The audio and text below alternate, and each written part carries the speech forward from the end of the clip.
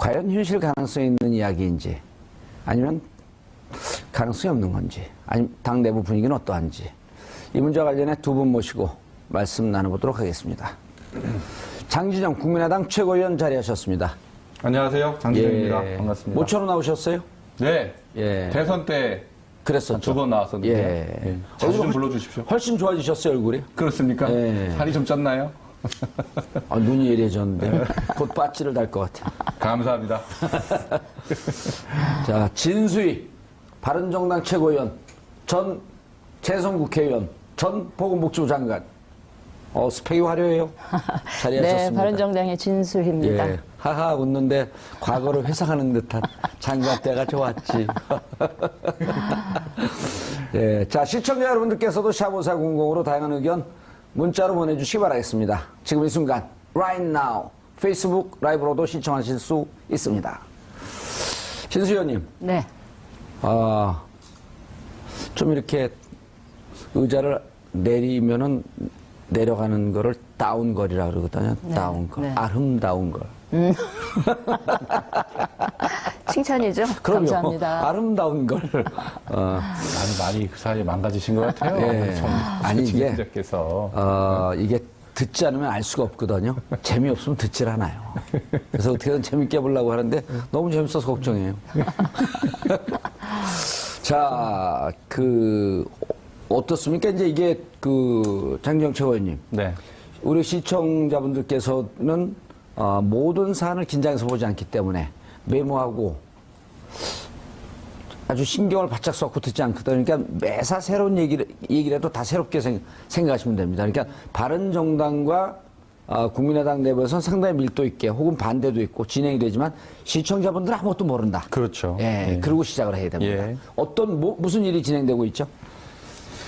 지금 국민의당과 바른정당이 통합을 할 거냐 말 거냐 이게 이제 지금 제일 관심사인 것 같아요. 근데 이게 사실은 뭐 그 전부터 얘기가 전혀 없었던 것은 아니지만 가장 최근의 계기가 우리 당에서 우리 당의 국민정책연구원에서 여론조사를 했는데 그 내용은 이제 국민의당의 진로와 관련해서 국민의당이 어느 당과 같이 가는 게 좋겠냐 이거를 이제 경우의 수로 나눠서 다 조사를 해본 거죠. 바른정당만 딱 찍은 게 아니고 그런 건 아니고 이제 민주당이 연정 제안을 해왔었잖아요. 그렇죠.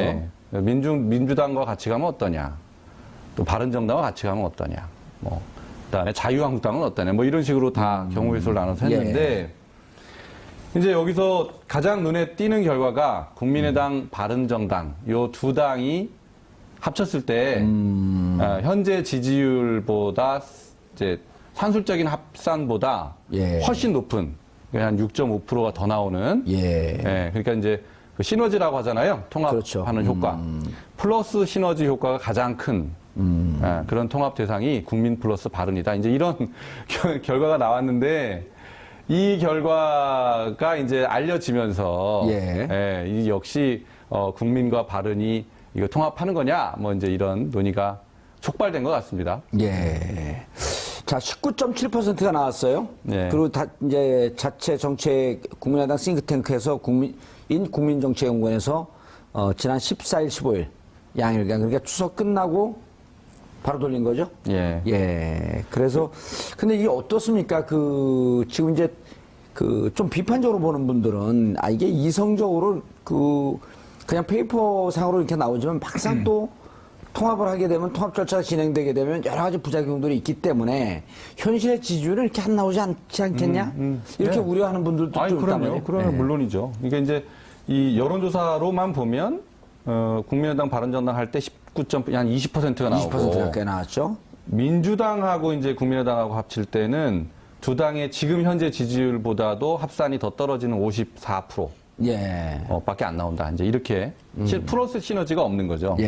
그렇게 나왔는데 어떤 경우든지 다른 그러니까 잡음이 될 만한 요소들을 다 제거하고 그냥 이상적으로 그런 이제 그런 걸 예측을 한 건데 실제로 두 당이 합치거나 이럴 때 굉장한 그런 마찰도 있을 것이고 잡음도 있을 것이고 그러겠죠. 또는 탄력을 받을 수도 있죠. 그 과정이 굉장히 매끄럽게 잘 진행만 되면. 예. 그렇다 그러면 이 지금 예상 수치보다 더 나올 수도 있는 것이고요. 아니면 다 까먹고 지금 두 당 단순 합산치 요 정도 나올 수도 있고 그것은 이제 어떤 방법과 절차와 형식 그리고 어떤 명분을 갖고 갈 거냐 그렇죠. 여기에 달려 있는 것 같습니다. 자, 진수희 최고위원님. 네. 바른정당에서는 원래 처음에 이 국민의당과 얘기는 뭐 물밑으로 뭐가 진행됐는지는 어쨌든 언론에 뭐 나타나진 않았지만 김무성 의원이 자유한국당하고 합하자라고 하는 이제 이른바 그 통합파. 바른정당은 이 정도는 이제 국민들이 많이 보도가 나왔으니까 알고 있었단 말이에요. 네, 바른정당 네. 내에 통합파, 즉 자유한국당과 통합하자는 쪽과 자강파, 우리가 힘을 좀 키워야 된다. 이렇게 나뉘는데 당 분위기는 지금 어떻습니까? 지금 말씀하셨듯이 그동안 한동안 저희 바른정당에 계신 분들 중에 몇 분이 예. 기존에 몸담았었던 그 친박 의원들, 그러니까 박 전 대통령을 추종했었던 그분들이 그대로 남아 계신 그 당으로 복귀하겠다. 저는 통합파라고 부르지 않습니다. 그냥 탈당파라고 부르는데. 탈당파 혹은 복귀파. 예. 그분들 몇 분 때문에 하여튼 좀 골머리를 앓고 있었던 차에 갑자기 국민의당의 그 연구원이 발표한 여론조사 결과 때문에 또 좀 더 시끄러워진 결과적으로 그런 상황이에요. 골치 아픈 것 치고는 좀 표정은 좋아 보이세요. 아니, 왜냐하면 그 국민의당 쪽에서 뭐 그 여론조사를 근거로 삼았지만 평소에 바른정당에 대해서 좀 매력 있는 뭐 이런 게 있었으니까 아마도 그런 게 나오지 않았나 싶고요. 이제 그 여론조사 결과가 또 이렇게 등장하면서 우리 바른정당이 한편에서는 뭔가 뭐라 그럴까요? 우리가 갖고 있는, 바른정당이 갖고 있는 어떤 개혁적인 상징성이나 이런 게 뭐 평가를 받고 있구나 하는 생각 때문에 약간 좀, 나쁘지 않다는 것도 있지만. 몸값은 올라갔어요. 네. 있지만 안 그래도 지금 자유한국당 쪽에서 막 이제 끌어당기려고 하는 이제 그런 게 있는데 또 이런 일이 일어나니까 당으로서는 굉장히 이제 혼란스럽다는 말씀을 드린 거고요. 기분 좋은 혼란인가요? 아니. 기분 좋은 혼란? 그렇게 기분 썩 좋지만은 않은데 아무튼 원래 옛날 17대 때 같이 국회 할 때 보면 상임위에서 4년 동안 했었는데요. 까시의 별명이 까칠합니다. 누가요? 콕콕 찔러요. 아니 많이 달라졌어요. 많이 누그러졌습니다. 장관 하시면서요? 근데 이제 국민정책연구원 결과를 놓고 보니까 이건 국민들이 응답을 하신 거잖아요. 그렇죠. 국민들 눈에는 바른정당과 국민의당이 당을 달리할 정도로 큰 가치나 이념이나 정책적인 입장에서 그렇게 큰 차이가 없다. 있는 거는 아니다라고 받아들이고 국민들이? 국민들이 그러니까 아마 그런 여론조사 결과가 나왔지 않나 싶은데 근데 그런 걸 다 차치하고 저희 바른정당 입장에서는 이런 거예요. 그러니까 우리가 지금 국정감사 기간이기도 하고 저희들이 그렇죠. 국민들한테 11월 13일에 전당대회를 하겠습니다. 전당대회 얘기가 쏙 들어왔어요. 그래서 그때 새 지도부를 뽑아서 우리 한번 제대로 된 보수 좀 열심히 한번 해보겠습니다라고 하면서 그 준비를 해가야 되는데 갑자기 이제 이런 뭐라 그럴까 방해 요인 뭐 이런 것들이 발생을 하면 어쨌든 뭐 긍정적으로는 러브콜이고. 아니요, 근데요 집안에 대사를 앞에 두고 자꾸 바깥에서 다른 짓 하는 것처럼 이거는 좀 대사를 그르칠 우려가 있기 때문에 이제 그 점을 하나 지적을 하고요. 그래서 좀 곤혹스러운 면이 분명히 한쪽에서는 있다. 그다음에 한 가지 더 뭐냐면 저희들 입장에서는 지난 한 10개월 전에 새누리당을 탈당해서 나오면서 정말 새로운 제대로 된 보수 개혁 보수를 한번 해보겠다. 그래서 개혁 보수의 가치를 천명하면서 진짜 국민들에게 무릎 꿇고 반성하면서 제대로 한번 해보겠습니다라고 하고 바른정당을 창당을 했는데 지난 10개월 동안 물론 대선도 거치고 했긴 했지만 저희들이 애초에 국민들께 약속했었던 그 개혁 보수의 가치를 제대로 뭐 실현시켜 보려는 뭐 움직임도 크게 제대로 없이 다른 이 당하고 통합한다, 뭐 저 당하고 통합한다 이런 이야기가 나오는 것에 대해서 저는 개인적으로 굉장히 몹시 불편하고요. 만약에 10개월도 안 돼서, 그러니까 1년도 채 안 돼서 제대로 해보지도 않은 상태에서 무슨 통합한다 어쩐다 하면 앞으로 우리가 뭐를 한다 한들 국민들이 과연 믿어 주시겠나 하는 그런 좀 의문이 들어서 좀 끝까지 한번 해볼 때까지 해보다가 정 안 된다. 그리고 국민들이 이제 그만하면 됐다. 뭐 이럴 때까지는 한번 좀 해보고 싶다는 생각이 들고요. 그렇게 노력을 해가는 과정에 이제 국민의당과 뭔가 계속 그 논의가 돼서 같이 갈 수 있는지는 계속 시간을 갖고 생각을 해보고 싶다 하는 것이고요. 저기 사실은 남녀 간에 연애하고 결혼을 하더라도 만나자마자 눈 맞았다고 금방 결혼하면 그 결과가 별로 좋지 않아요. 서로 썸은 오래 탔어요, 그래도. 그러니까 썸 타는 기간도 몰라요. 썸 타는 기간은 없었다고 봐요, 저는. 썸도 좀 타면서 서로. 썸 안 타셨어요? 저는 안 탔어요. 열심히 보냈는데 신호를. 여름에 섬에 좀 갔다 오시지 그랬었어요. 서로 좀 맞춰도 보고 미운 점 고운 정도 드는지 한번 시간을 갖고 봐가면서 해야지. 내년 선거 앞두고 막 공학적으로 알겠습니다. 이거 국민들이 별로 안 좋아할 것 같아요. 알겠습니다. 자, 장유영 최고위원님, 진수희 최고위원님 말씀이 무척 설득력 있게 다가와요. 그러니까 지금 11월 13일 전당대회 앞두고 있는데 김무성 의원이 무슨 다시 돌아간다고 이렇게 한번 당을 휘청하게 만들더니 날짜까지 정해놓고 또 바른정당에서, 국민의당에서 이런 여론조사 결과가 나오니까 당에서 차근히 전당대회를 준비할 다른 당을 좀 잘 지켜야 되겠다라고 하는 분들 입장에서 좀 불편하다. 좀 설득력은 있어요? 근데요. 뭐 그렇게 보실 수도 있겠지만 제가 보기에는 관찰자 입장에서 제가 보기에는 오히려 어쨌든 양당의 내부자들 최고위원들이시고 바른정당의 혼란을 우리가 좀 더 오히려 잠재워 준 거 아닌가라는 생각을 하고 있어요. 제 입장에서는. 왜냐하면 이게 바른정당이 혼란을 느낀 것은 우리 국민의당이 이 여론조사 결과를 낸 그때부터가 아니고 사실은 그 전부터 탈당파라고 말씀하셨던 김무성 의원을 비롯한 이분들이 전당대회 전에 그리고 자유한국당 안에서도 전당대회 전에 뭔가 판가름을 내야 된다 이런 얘기를 하면서 시한을 26일 그러니까 전당대회 후보 등록 마감일입니까 그때가? 26일로 딱 못 박아놓고 그 전까지 결판을 짓자 이렇게 로드맵을 잡아서 진행을 하고 있었어요. 그러니까 바른정당이 사실은 시한폭탄처럼 굉장히 위기같이 진행되고 있었죠. 그런데 오히려 국민의당에서 이런 뭐 제스처가 있어가지고 다시 바른정당 안에 자강파 내지는 아니면 국민의당의 뭐 호감을 가진 분들이 힘을 얻게 되고 상대적으로 저쪽 빠져나가려는 분들이 힘을 잃게 되는 그래서 오히려 중심을 더 잡게 되는 알겠습니다. 그런 효과가 있었다. 저는 이제 그렇게 보고요. 그다음에 이번 이제 그 여론조사 결과를 좀 더 말씀드리면 이제 주목 안 하는 수치가 있었어요.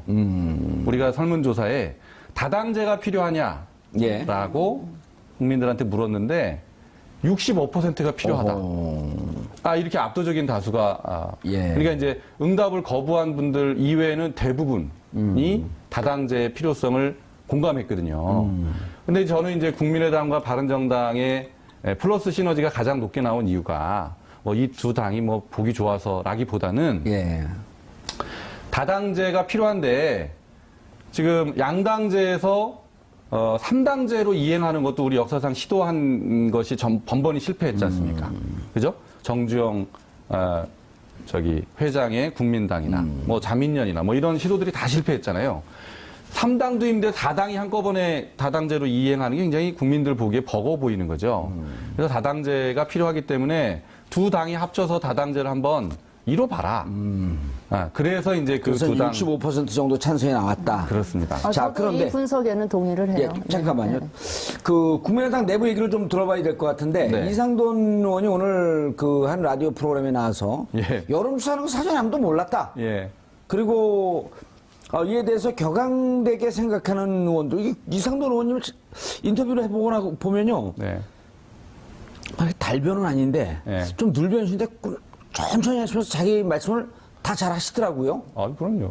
근데 자, 불쾌하게 생각하는 의원들이 많이 있고 특히 정치를 좀 오래 한 원로들은 대단히 잘못됐다 이렇게 보고 있다. 이거는 이제 안철수 대표의 소통의 문제, 그러니까 이런 거 하려면 단순 견해도 묻고 이러면서 의논하면서 같이 가야 되는데 이게 무슨 본인 정치를 위해서 이벤트 한 거 아니냐 이렇게 보는 분들도 일부 있는 것 같거든요. 그 사전에 여론조사 진행에 대해서 예. 의원들한테 알린다? 저 정당 내에서 여론조사, 정례 여론조사도 하고 이런 여론조사 많이 하잖아요. 근데 워낙 중요한 거니까. 아니, 그걸 어떻게 다 알립니까? 이제 그거는 좀 의원님이 조금 이상돈 의원이 굉장히 뭐 정확한 면이 있어요. 냉철하고 예. 명확한 분석을 하는 면이 있지만 요새 이렇게 말씀하시는 이 통합과 관련된 국민에서 말씀은 조금 저는 균형을 잃은 그런 좀 막 나가는 얘기를 많이 하시는 것 같고 요 지적도 별로 이상돈 의원을 공격하시는 거예요? 바로 이제 기사가 나가니까. 예, 그렇습니다. 예. 공격한 거예요? 좀 비판 받으실 면이 있어요. 예, 너무 좀 당내 얘기를 여과 없이 말씀하시는 밖에다 대고 언론에다 대고. 그렇죠. 너무 자유롭게. 좀 지금 그런 장기영 점에서는 의원님도 여과 없이 공격했어요 일단. 네, 그 정도야, 그 정도야. 이상돈 의원님은 뭐 개인적으로 잘 아니까요. 예, 근데 또 인격자니까요. 예, 근데 그래서 이 지적은 별로 공감이 가지 않는다는 공감이 가지 거예요. 않는다. 여론조사 예. 다 알려주고 하지 않아요. 알겠습니다. 진수 최원님 아까 네. 말씀하려고 그랬던 지점이 아니요, 국민들이 다당제에 원하는 양당 패권주의에 너무 피로감? 뭐 그런 것 때문에 뭔가 완충 역할을 하는 제3당이 있으면 더 경쟁과 협력 이런 게 발전하지 않겠나. 그러니까 다당제를 선호하기 때문에도 그렇다면 누구랑 어떻게 짝을 맞춰줄까라고 하다 보니까 이제 국민의당과 바른정당이 그래도 좀 유사성이 다른 당에 비해서 높지 않나 이런 평가를 하신 것 같아요. 바른정당은 어쨌든 이제 총선 끝난 다음에 자유한국당에서 나온 거지만 나와서 이제 형성된 당이지만 국민의당 같은 경우는 총선 때 국민들이 선택을 해준 거거든요. 네. 정의당도 그렇고 어쨌거나 총선 때 양당 중심으로 갔지만 그래도 꽤 의미 있는 제3당을 만들었단 말이에요. 이 부분에 대해서 여전히 국민들이 일정 정도 수요하는 수요층이 있다. 그렇게 보시는 거죠? 네네, 그렇습니다. 그리고 그것이 양쪽의 정체성을 별 차이가 크게 안 보는 것 같다?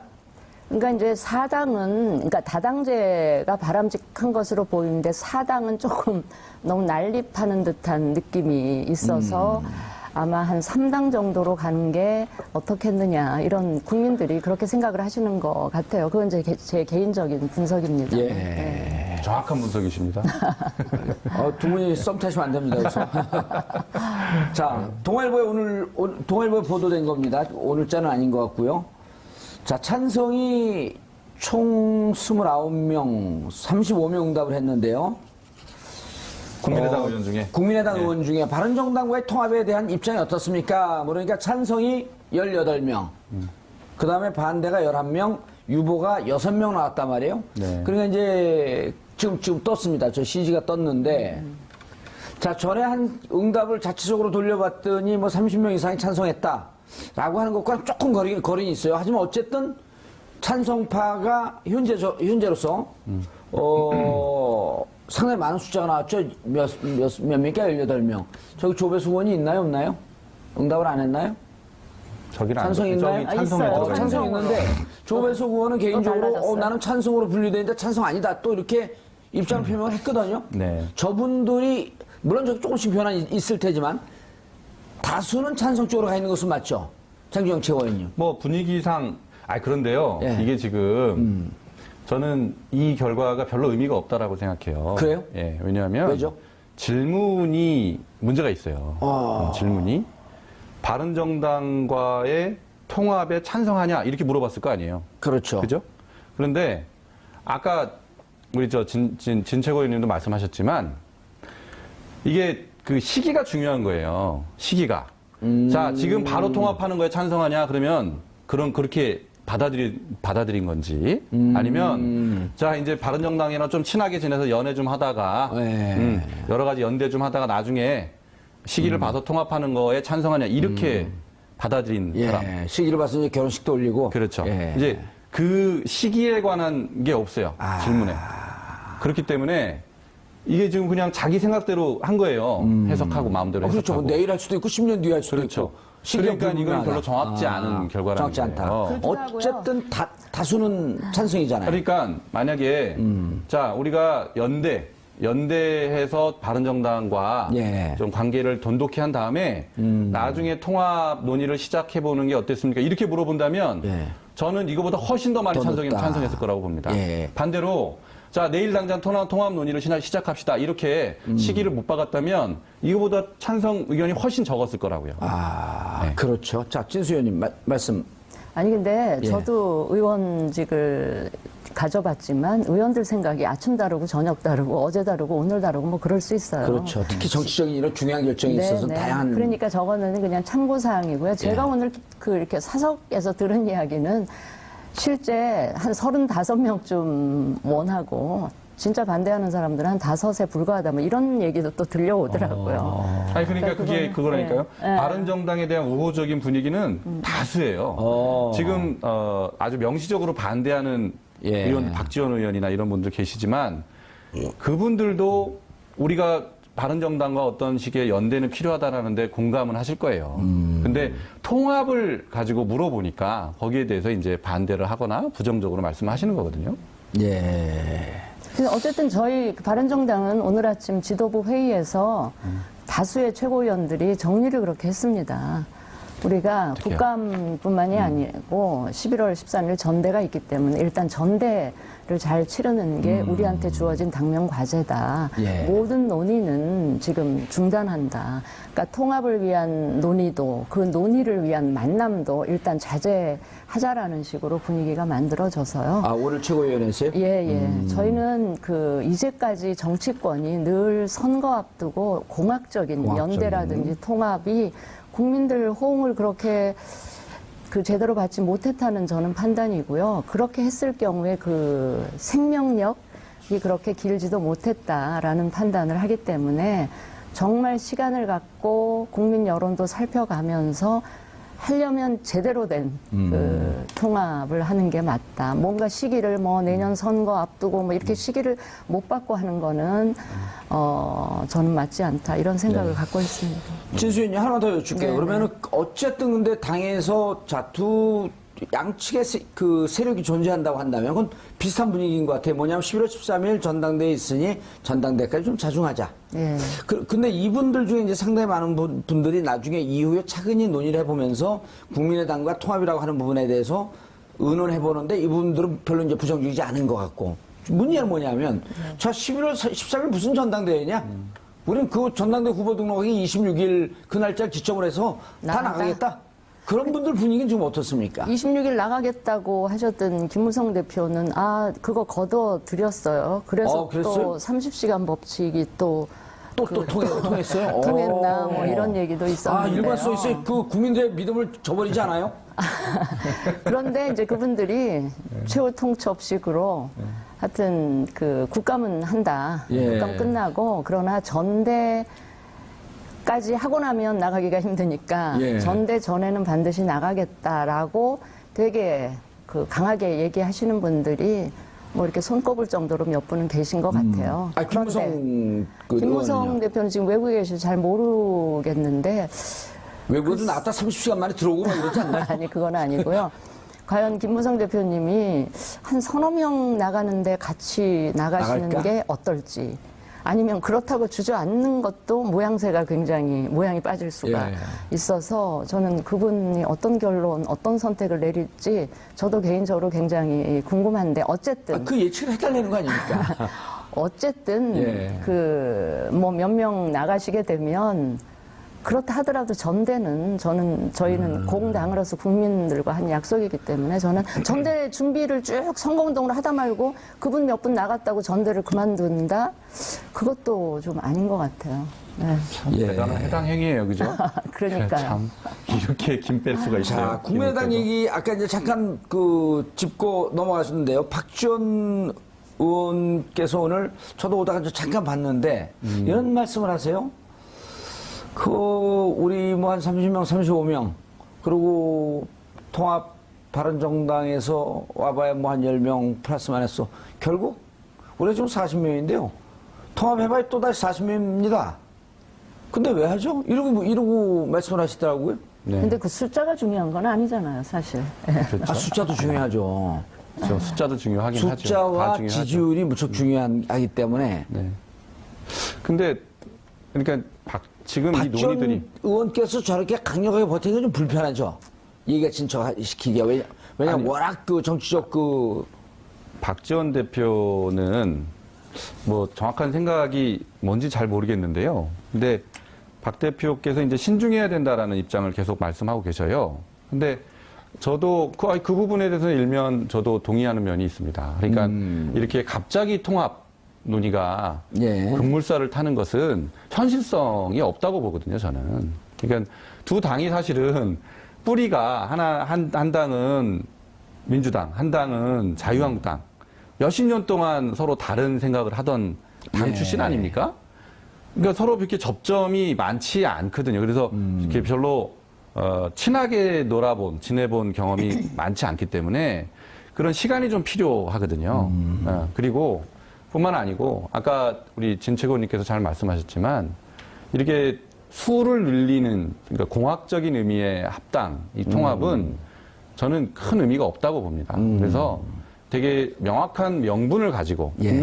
국민들을 설득할 수 있는 그런 절차, 형식, 시간, 그리고 지금 제일 중요한 거는 이제 선거법 개정에 대해서 우리가 연대를 시작했잖아요. 예.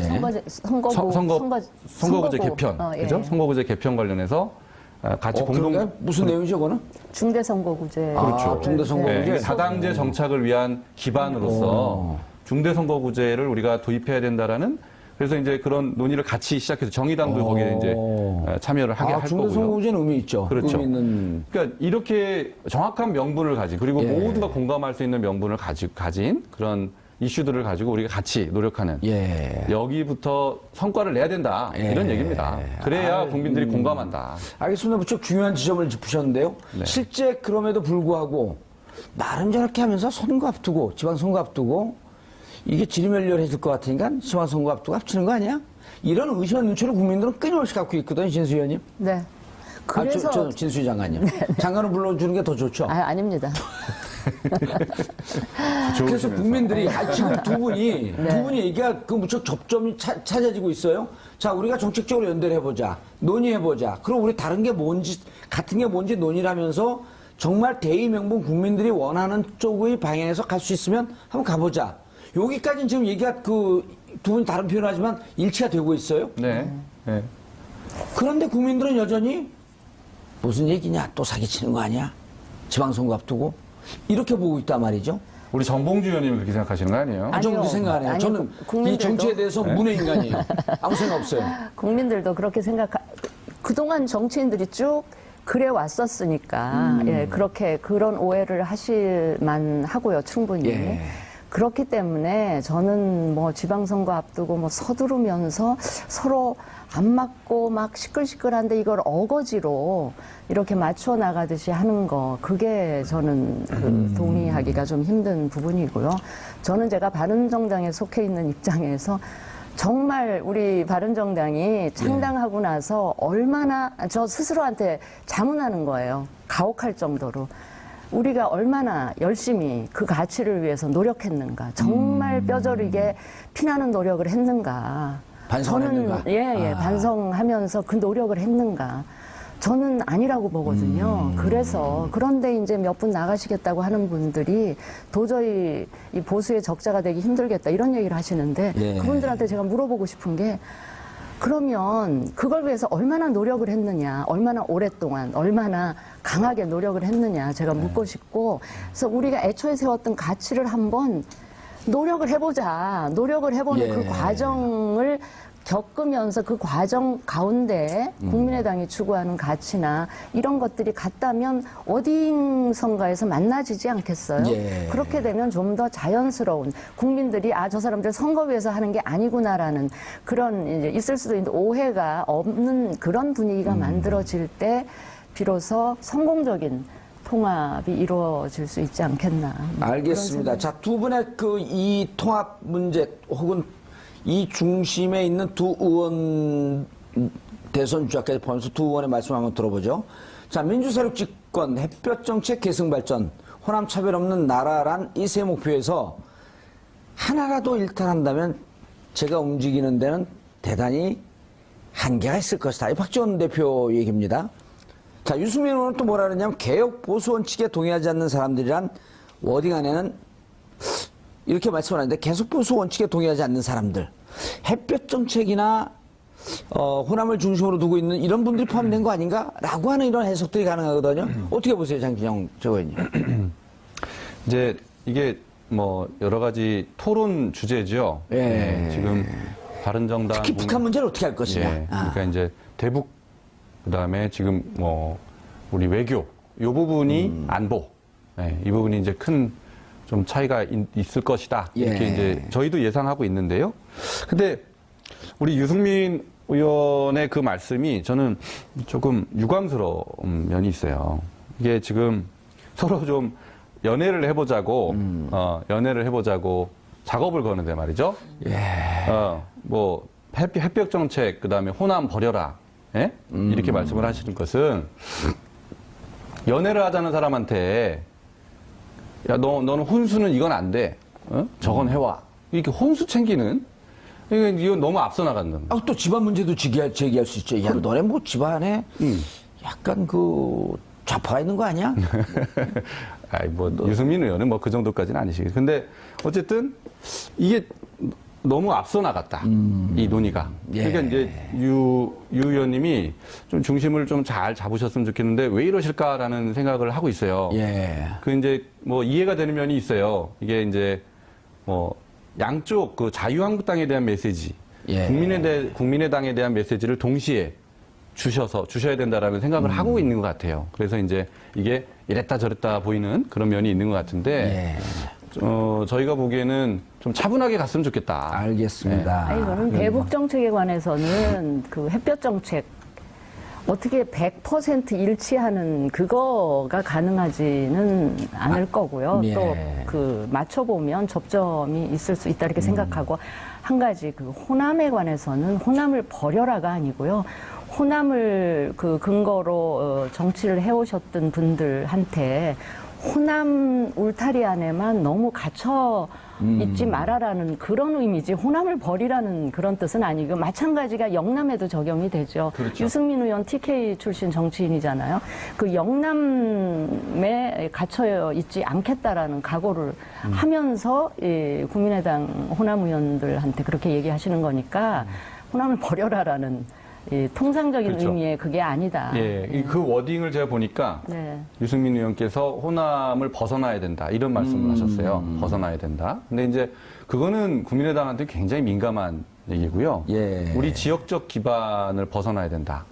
이거는 그러니까 그 얘기는 바꿔 얘기하면 지역 패권주의를 극복해서 영호남이 좀 그 공존할 수 있는 어느 한 당이 호남을 대표하고 어느 한 당이 또 영남을 대표하는 이런 식의 정치를 좀 극복하자는 그런 의미로 받아들이는 게 맞을 것 같아요. 공감을 하는데 표현이 굉장히 그래서 예민한 부분이거든요. 그래서 이렇게 말씀하셨더라면 어땠을까?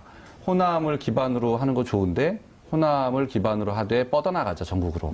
이렇게 말씀하시면 호남 우리 지지자들도 전혀 서운해하지 않으시죠. 오히려 그걸 바라시거든요. 그러니까 앞으로는 꼭 그렇게 서로 얘기했으면 좋겠어요. 표현을 그렇게 하시도록 할게요. 바른정당도 두 분이 노변정당 참 잘하세요. 바른정당도 영남 기반 좋습니다. 정당의 지역적 기반은 필요하니까요. 영남을 기반으로 해서 뻗어나갑시다. 이렇게. 자, 진수 의원님. 시간 얼마 안 남았는데 좀 아픈 질문 하나 할게요. 대선 때 이른바 이제 그 귀한파 13명의 의원들이 유승민 후보에게 자, 바른정당, 국민의당 통합 안 해도 되니까 통합하는 부분에 대해서 두 후보 단일화하는 부분, 통합하는 국민의당과 통합하는 부분에 대해서 좀 긍정적으로 검토하거나 한번 만나보겠다라고 하는 워딩을 한마디라도 좀 해줘라. 그런데 그걸 끝까지 나 그렇게 못한다라고 끝까지 거부했다라고 하는 여의도 이 정보 정보에 그런 내용이 좀 있거든요. 무슨 얘기냐면 네. 유승민 의원의 리더십에 좀 문제가 있지 않냐, 바른정당 내에서. 이 지적을 하는 분들이 꽤 있어요. 어떻게 생각하세요? 그거는 제가 좀 동의하기가 어려운데 대선 당시에 있었던 얘기는 여러 가지 버전이 예. 있어요. 그때 그 13분 돌아가신 분들이 문제 삼았던 거는 보수 후보 단일화에 대해서 소극적이었다 이런 건데 그 내막에 있었던 얘기를 들어보면 전혀 또 버전이 달라요. 그래서 그거는 그분들 얘기만 가지고 유승민 후보의 그 리더십을 개인적으로 어떻게 보세요? 유승민 의원의 리더십, 포용적 리더십. 좀 부족하다고 생각하세요? 아니면 충분히 포용적이라고 생각하세요? 지금까지는 이제 그분이 저는 포용도 상당히 있다고 봐요. 그리고 이제까지 더 많이 보여줬던 거는 단호함, 결기, 거기에다 개혁하려고 하는 의지, 그 다음에 지난 대선 기간 동안의 정책 능력 충분히 보여줬다고 보고요. 상황이 이제 권력과 맞서다 보니까 뭐 단호함과 결기만 드러났지 포용력 부분이 좀 덜 드러나서 그런데 그 좀 더 겪어보시면 알겠습니다. 아실 겁니다. 네. 자, 국민의당 최고위원 장지정 최고위원님, 그다음 진수희 바른정당 최고위원님, 두 분 시간 내주셔서 감사하고요. 인사하시고요. 벌써 끝났어요? 끝났습니까? 그러면 감사합니다. 4분 같은 40분입니다. 인사하세요, 얼른. 예, 제가 지난번에는 대변인으로 나왔는데 이번엔 최고위원으로 나왔습니다. 좀 국민의당 자주 좀 불러주시고 자주 소통 좀 해주십시오. 근데 부탁드리겠습니다. 자주 부를 일은 없을 것 같아요. 그렇습니까? 가끔씩 불러드릴게요. 자주 좀 불러주세요. 같이 불러주십시오. 알겠습니다. 네, 감사합니다. 네. 자, 이번 주 금요일 저녁이죠. 27일 금요일 저녁 7시서부터 2시간 동안 진행하는 정봉주 품격시대 1주년 특집 공개방송에 여러분들 초청합니다. 샵 5400으로 많은 신청 바랍니다. 아직까지 신청하는 분들이 많이 없습니다. 한 2좌석 정도 남아 있습니다. 정봉주의 품격시대에서는 여러분들의 소중한 의견 많이 받습니다. 샵 5400으로 주제 맞는 다양한 의견 문자로 보내주시기 바라겠습니다. 100원의 정보 이용료가 부과됩니다. 10월 23일 목요일 정봉주 품격시대 두 번째 주제에 들어갑니다. 추명호 전 국가정보원 국장이 우병우 전 민정수석에게 비선 보고를 했다라고 검찰 조사에서 밝혔습니다. 하지만 최순실 씨 관련 보고도 했는지에 대해서는 인정하지 않았는데요. 우병우 전 수석에게 다른 보고는 다 하고 최순실 씨 관련 보고만 안 했다? 여러분들 이 말씀에 대해서 신뢰하실 수 있나요? 자, 이 문제와 관련해서 두 분 모시고 말씀 나눠보도록 하겠습니다. 자, 이종훈 평론가 자리하셨습니다. 네, 안녕하세요. 자, 손수호 변호사님 자리하셨습니다. 네, 안녕하세요. 자, 시청자 여러분들께서도 샵 5400으로 다양한 의견 문자로 보내주시기 바라겠습니다. 페이스북 라이브로도 시청하실 수 있습니다. 자, 이종훈 평론가님. 네. 이번 주 금요일이 무슨 요일인 줄 아세요? 무슨 며칠인 줄 아세요? 조금 전에 홍보하시지 않으셨습니까? 그게 27일 뭐예요? 이야기하시는 거 아니, 아니죠? 시험 문제 나왔는데 이거 지난번에 나왔던 문제인데 이러고 답 써요? 예. 늘 매일 요즘 얘기하시니까 제가 굳이 설명을 안 드리더라도 27일. 네. 무슨 요일이죠? 금요일. 금요일. 네. 정봉주의 정치쇼. 대망의 죄송합니다. 그래서 정봉주 품격시대. 이래야지 사람들이 덜 기억을 잘해요. 정봉주 품격시대 1주년 기념. 네. 첫돌 잔치입니다. 금반지 갖고 오실 거예요? 아니, 금반지가 필요하세요? 아니면 뭐 봉투가 필요하세요? 봉투는 받으면 이제 감옥 가니까. 그럼요. 금반지. 함정 발언이었습니다, 제가. 알겠습니다. 자, 두 분 다 인사하셨죠? 네. 깜빡했네. 당황했어요, 제가.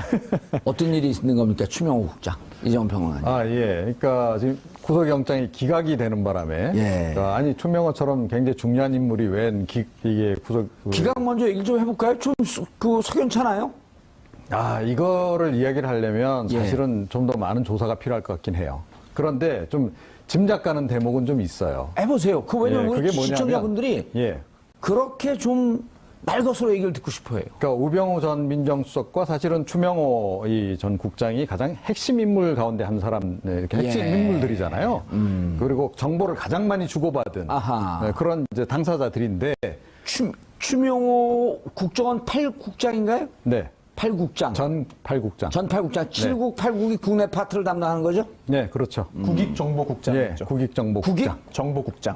국익정보국장이 뭐예요? 그 이름 자체가 국가 이익을 위해서? 그런 거죠. 전 국가 이 양반들 그러고 국익정보국장. 거기서 그 짓을 하고 있었던데. 자기들은 그게 이제 국익이라고 생각을 이제 했다라는 이제 얘기인 거죠. 어찌됐건. 자, 그런데 지금 우병우 전 민정수석도 구속영장 기각됐죠. 또 이번에 추명호 이 전 국장 경우에도 구속영장이 기각이 되니까. 같은 판사는 아니었죠. 네, 판사는 다른 판사입니다만, 그러니까 도대체 이게 뭐냐? 그러니까 뭔가 다른 또 이렇게 영장이 이렇게 구속영장이 발부된 사람하고들 비교를 하더라도 형평성을 보더라도 형평성도 좀 안 맞고 뭔가 이상한 거 아니냐라는 건데, 그러니까 제 추론은 이렇습니다. 그러니까 이 두 사람 다 정보를 담당했다는 거죠. 그러니까 청와대 민정수석도 사실은 뭐 국정원뿐만 아니고 청와대 민정수석은 뭐 대검찰청을 비롯해서 뭐 경찰 쪽이라든가 모든 쪽의 정보를 다 받아서 지금 보는 데가 민정수석실이거든요. 대한민국의 사정기관 다 총괄하고 있었던 데 아니에요? 그렇죠. 사정기관의 그러니까 정보 파트에서 올라오는 정보는 다 본다는 거죠. 그런 거고 국정원은 또 당연히 뭐 전국에 지금 정보관이 깔려 있기 때문에 정보를 다. 근데 이 정보 수집 중에는 가장 핵심적인 내용 가운데 하나가 사실은 고위 관료들에 대한 그 이제 뭐 뒷정보, 뒷정보들 이제 수집을 많이 하거든요. 그렇죠. 자, 그래서 그러니까 사실은 이 검찰 쪽이라든가 또 경찰은 말할 것도 없고 심지어 법원 쪽도 상당한 이 판사들에 대한 개인 정보를 가지고 있을 가능성이 높다. 자, 그렇게 본다면, 그러니까 꼭 이제 이 영장. 판사에 대한 개인정보. 영장을 발부하는 이 당사자들은 아니라 할지라도, 그러니까 이 법원에서 일하는, 특히 이제 그 박근혜 이명박 정부 시절에 잘 나갔던 그 법관들 관련한 정보도 꽤 많이 가지고 있을 것이다. 그렇게 본다면, 그렇게 직간접적으로 좀 작용을 할 수 있는 여지는 상당히 있다. 그러니까, 본인들이 이제 뭐 현직에 있다 그만두고 난 다음에는 그런 정보 자료들을 다 없애야 하지만, 또 이 비밀리에 또 가지고 나오는 경우도 꽤 있거든요. 그러니까 자기의 앞으로 진행될 재판과 관련해서, 요소요소에 좀 영향을 미칠 만한 사람에 대한 조난 자료 자체를 가지고 나와서 좀 하고 있을 가능성. 보험용으로. 네. 손수호 그런 가능성은 좀 있다. 네. 이렇게 생각합니다. 말을 살짝 돌렸는데 알아듣겠어요?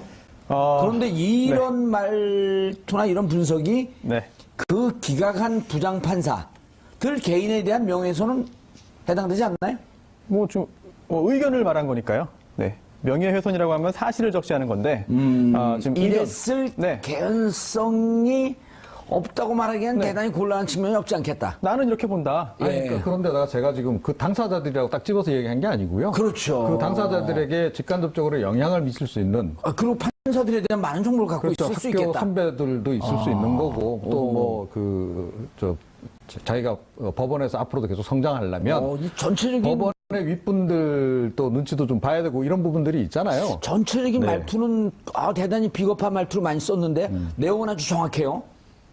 훌륭한 어법이에요, 그게. 그러니까 좀 납득이 좀 되십니까? 이해는 많이 됐어요. 이해는 곧 갈 것 같아요. 이제 2달 남았으니까 이해도 곧 가고. 이번에 추명호 전 국장에 대해서 법원이 도대체 어떤 이유로 구속영장을 기각했는가? 이유. 네, 그것도 좀 봐야 될 것 같은데요. 일단 뭐 구속의 필요성이 없답니다. 그런데 그렇다면 구속의 필요성이 없다고 판단한 근거는 뭐냐? 이게 근거가 이 추명호 전 국장의 전체적인 그런 그 검사가 주장하는 그런 범죄 사실에서의 지위라든지 역할, 그리고 수사기관에 출석을 해서 조사를 받은 점 등등을 고려할 때 구속의 필요성이 없다라고 봤는데 다 사실대로 얘기하는데 뭘 구속해갖고 수사를 하냐? 그건 뭐 자백한 것도 아닙니다만 그래서 저 한 가지 의문이 있습니다. 이게 이 추명호 전 국장이 사실은 사실상의 국정원장 아니냐라는 말을 들을 정도로 이제 굉장히 핵심적인 인물이었죠. 모든 정보가 집중되어 있죠. 네. 그런데 과연 이게 그렇게 중요한 지위, 높은 지위가 아니라고 해서 또는 중요한 역할이 아니라고 해서 구속영장을 기각하는 것이 타당한 것인가라는 점에 대한 의문을 제기할 수 있겠고요. 또 하나, 추명호 전 국장보다 더 하위에 있는 전직 국정원 직원들이 구속됐습니다. 누구냐면 신승균, 국익전략실장이요. 그리고 또 유성옥 전 심리전 단장 등등이 다 구속이 됐거든요. 그런데 그보다 더 상급자 그보다 더 이제 중요한 역할을 한 것으로 이제 보이는 추명호 전 국장에 대해서는 이렇게 지위와 역할을 고려할 때 구속 필요성이 없다. 과연 이게 얼마나 좀 납득이 되는지 이 부분에 대해서 좀 의문을 갖는 분들이 많이 계신 것 같습니다. 그런데다가요, 그러니까 이 지금 이제 추명호 전 국장 같은 경우에는 증거인멸 전력이 있단 말입니다. 어떤요? 예, 핸드폰 날려버렸나요? 아, 그렇죠. 그건 당연히 그런 거고, 2013년에 이제 국정원이 이제 이 댓글 공작 관련한 사건이 불거지면서 지금 이제 윤석열 지금 이제 지검장이 그 당시 이제 수사팀장으로 해서 수사를 진행하고 있을 때 그때 이미 그러니까 국정원 이제 이 자기 관할하에 있는 추명호 전 국장 관할하에 있는 그 부서에 그러니까 PC 10대 이거를 이제 다 도로 이제 삭제를 다 해버린 거예요. 디가우징 해버린 거. 그런 거죠.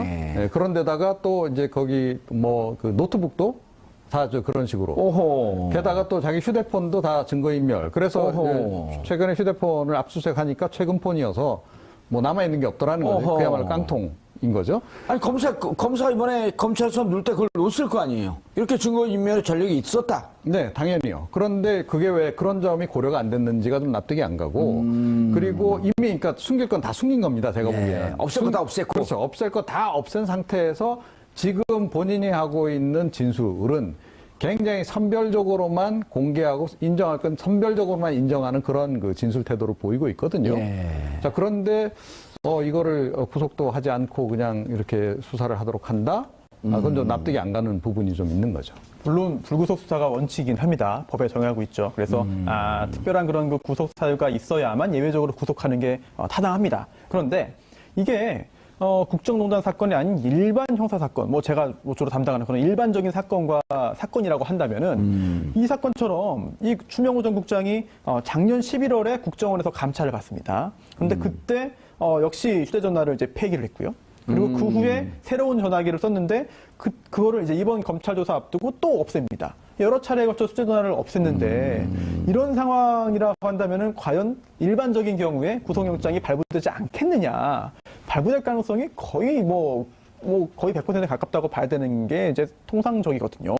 그렇다면은 이 사건 같은 경우에 도대체 왜 영장이 발부되지 않았는가? 저는 사실 이 국정농단 사건 관련해서 구속영장이 기각되더라도 판사가 다 이유가 있어서 기각했겠지라고 하는 그런 입장을 그동안 취해 오고 있는데 다들 그렇게 믿고 싶어 하죠. 뭐 이제 판사에 대한 개인적인 의혹이나 사법부에 대한 불신을 뭐 드러내놓고 하기는 싫습니다. 뭐 그런 생각을 하는 것은 사실 법조인으로서 참 하기 싫은데 이런 상황에서까지 추전국장까지 기각이 됐다라고 하니까 뭐 법조계에서도 의문을 제기하는 여론이 굉장히 강하죠. 누구 기각이 됐었죠? 그 우병우 또 이분이 기각한 게 추선이 추선이? 네. 그 어버이연합 사무총장. 그다음 이번에 추명호. 출신의 두 분 다? 그래서 뭐 추출라인이라고 지금 박지원 추트레인. 얘기도 하죠. 그런데 사실은 이제 추선희 국장 같은 경우에는 어버이연합? 저는 뭐 구속영장이 발부 안 된 거 약간 이해할 수 있는 지점이 있어요. 그러니까 이분 같은 경우는 그냥 최근에 실토를 좀 많이 한 편이거든요.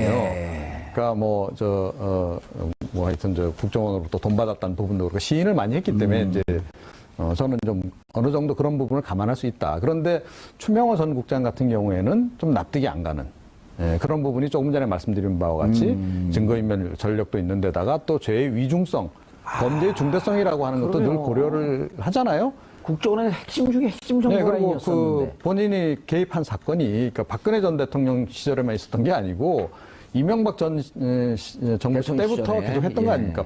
박원순 제안문건 만드는 것부터 시작해서 어떻게 보면 가장 좀 악의적으로 계속 사실은 이 진보 진영에 대해서 탄압을 하는데 앞장서온 그런 인물인데 그런데 이런 식으로 이렇게 구속도 안 시키고 이렇게 수사를 진행한다라고 하는 것은 좀 납득이 안 가죠. 그러니까 지금도 끊임없이 관련된 사람들하고 통화도 하면서 입막음하고 그럴 개연성이 상당히 높은 인물 아니겠어요? 특히나 추선희 전 어버이연합 사무총장 같은 경우에도 일단 첫 번째 구속영장은 기각이 됐죠. 그런데 법원에서는 뭐 도주나 증거인멸에 염려가 없다라고 판단을 했습니다. 그런데 이게 실제로 추선희 전 국장이 예전에 그 압수수색을 시도할 때 최초에 사무실 문을 닫고 자료를 숨기기도 했습니다. 그리고 또 지금 증거인멸 가능성이 있네요. 네네. 그리고 전력이 있으니까. 전력도 또, 있고.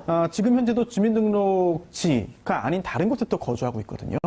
만약에 이렇다고 한다면은 이게 이번 그런 그 국정농단 사건 또는 이제 그 정권과 관련 있는 사건이 아닌 일반적인 그런 그 사건이었다고 한다면 글쎄요, 영장이 발부된다고 봐야 되지 않나 싶거든요. 그렇다면 오히려 물론 범죄라는 게 모두 다 안 좋은 것이고 뭐 그 경중을 따지기가 어려운 측면도 있습니다만 오히려 국민 전체 또한 국가에 미친 악영향이 큰 사건인데 오히려 일반적인 사건보다 더 온정적인 결과적으로 온정적인 그런 결과가 나왔다는 점에 대해서 좀 지적하지 않을 수 없겠죠. 예. 자, 이종훈 평론가님. 자, 본래 오늘 하고 싶었던 내용으로 들어가서요. 우병우 전 수석에게 비선 보고했다. 최순실은 안 했다는 겁니까? 검찰이 발표를 안 하는 겁니까? 지금 이 추명호 전 국장의 얘기는 비선 보고를 하긴 했다, 자기가. 그러니까 우병우 전 수석에게 이제 보고를 하긴 했다는 거죠. 그런데 그냥 업무 지시로 이해를 해서 통상적인 그냥 지시 내려와서 그냥 보고서를 만들어서 올려줬을 뿐이다라고 지금 이야기를 하는 거고요. 그런데 최순실 씨와 관련해서 사실 한 170여 건 정도 이렇게 아예 별도 팀을 만들어서 보고서 문건을 만들었다는 거 아닙니까? 그런데 그거는 우병우 전 수석에게 보고하지 않았다라고 지금 이야기를 하고 있습니다. 그래서 이 부분이 과연 좀 납득할 수 있느냐라는 지금 논쟁이 벌어지고 있는데요. 저는 어쩌면 그 말이 사실일 수도 있다라는 생각은 좀 해요. 그 얘기는 뭐냐면 170건 그 최순실 씨에 관한 그 보고서는 우병우 전 민정수석에게 보고하기 위한 용도라기보다는 그러니까 안봉근 전 비서관을 비롯한 문고리 3인방이나 또는 최순실 씨 본인에게 보고하기 위해서 만들었을 개연성도 없잖아 있다라고 봐요. 그러니까 그쪽으로 직보를 하고 아예 최순실 관련한 내용은 그러니까 우병우 전 민정수석에게는 안 했다라고 하는 얘기가 그런 맥락에서 지금 나온 얘기일 수도 있다라는 이제 얘기를 제가 드리고 당에서 싶네요. 전략을 기획하고 정보를 총괄하고 있었던 지위에서 보면 납득이 안 가요. 저도 물론 그렇긴 합니다. 그런데 또 다른 개연성에 대해서 제가 말씀을 드리는 거예요. 그 개연성이 없을 것 같아요. 그래요? 왜냐하면 특히 정보를 담당하는 사람들은 후각이 발달돼 있어서. 그런데 저는 이게 사실은 최순실 관련한 문건량이 굉장히 많아요. 170건이 굉장히 자세한 내용들이란 말이죠. 최순실 씨하고 또 연결고리가 없냐 하면 있잖아요. 그러니까 이 추명호 전 국장의 누나가 최순실 씨하고 잘 안다는 거 아닙니까? 그 연골에서 박근혜 캠프에서 또 그 누나가 일을 하기도 했고 그 연골에서 사실은 이 국장 자리까지 올라간 거로 이제 보인단 말이죠. 자, 그렇게 본다면 그러니까 최순실 씨에게 직보 라인이 있었을 가능성이 굉장히 높지 않나라는 추정인 겁니다. 그럼에도 불구하고 그 많은 방대한 자료를 추명호 국장이 혼자 다 만들진 않았을 거거든요. 그럼 최순실 씨한테 만약에 보고가 됐다고 한다면 그건 우병우 수석에게 갔을 개연성 훨씬 더 높죠. 왜냐하면 전체 정보를 포괄하고 있는데 일부는 빼고 마사지를 하고 정보를 보내? 이거 금방 눈치채거든요. 그래서 지금 국정원 개혁위원회가 밝힌 자료에 따르면 정보에 따르면 이제 추 전 국장이 작성했던 그 첩보 중에 최순실 또 미르재단 등과 관련된 게 170건에 달한다는 거 아니겠습니까? 방금 말씀하신. 170건이라는 굉장히 많은 자료인데 이게 잘 생각을 해보면 상당 부분이 그 외의 첩보들도 다 최순실을 정점으로 하고 있습니다. 그렇다면 왜 지금 뭐 좀 이따가 이제 그 말씀드릴 기회가 있을지 모르겠는데요. 뭐 우리은행장에 대한 첩보를 수집했다. 이것도 결국 최순실의 어떤 인사 개입과 관련된 것이고요. 또 이석수 전 특별감찰관 관련된 것도 결국 그 당시에 우병우 전 수석에 대한 그런 그 감찰이 있었기 때문이고 하다 보면 결국 위로 올라가다 보면은 최순실 씨와 우병우 전 수석이 위치하고 있는데 추 전 국장이 과연 여러 가지 정보 중에 최순실 씨 것만 따로 떼서 그것만 왜 뺐을까? 그거는 제가 볼 때 글쎄요. 그럴 가능성도 물론 있겠습니다만 그럴 가능성이 아주 높다고 보기는 좀 어렵지 않겠나라는 그런 생각이 들고요. 또 하나 추 전 국장 보도에 따르면 추 전 국장이 이렇게 말을 하고 있다는 거죠. 우병우 전 수석이 직보하라고 해서 했다. 통상적인 업무로 이해했다. 이게 법적으로 보자면 굉장히 의미가 있습니다. 왜냐하면 이제 그 직권남용으로 인정받으려면요 직권남용의 인식이 있어야 됩니다.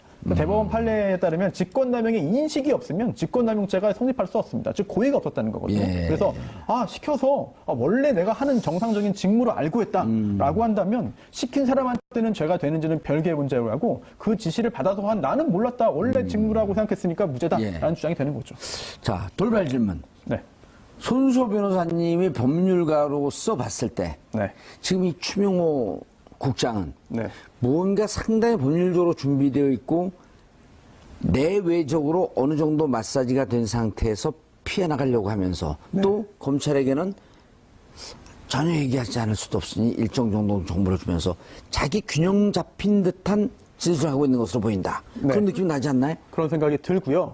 특히나 이제 그 추명호 전 국장이 이런 일을 하면서 처음부터 뭔가 본인을 지키려는 그런 생각은 하지 않았을까 싶습니다. 그 시간이 충분히 흘렀어요. 지금 이미 이 한 달, 뭐 한 5, 6개월 진행이 되면서 추명호 국장이 실세고 중심에 있다라고 하는데 소환도 늦게 됐어요. 그렇습니다. 준비될 수 있는, 그리고 이미 이런 거에 대해서 한번 매를 맞아본 경험이 있거든요. 그렇죠. 2013년에. 그로부터 지금 4년이 지났고 네. 충분히 자기를 디펜스 할 수 있는 훈련도 되어 있고 정보를 다루고 있었던 사람이기 때문에 빠져나갈 구멍을 봤다?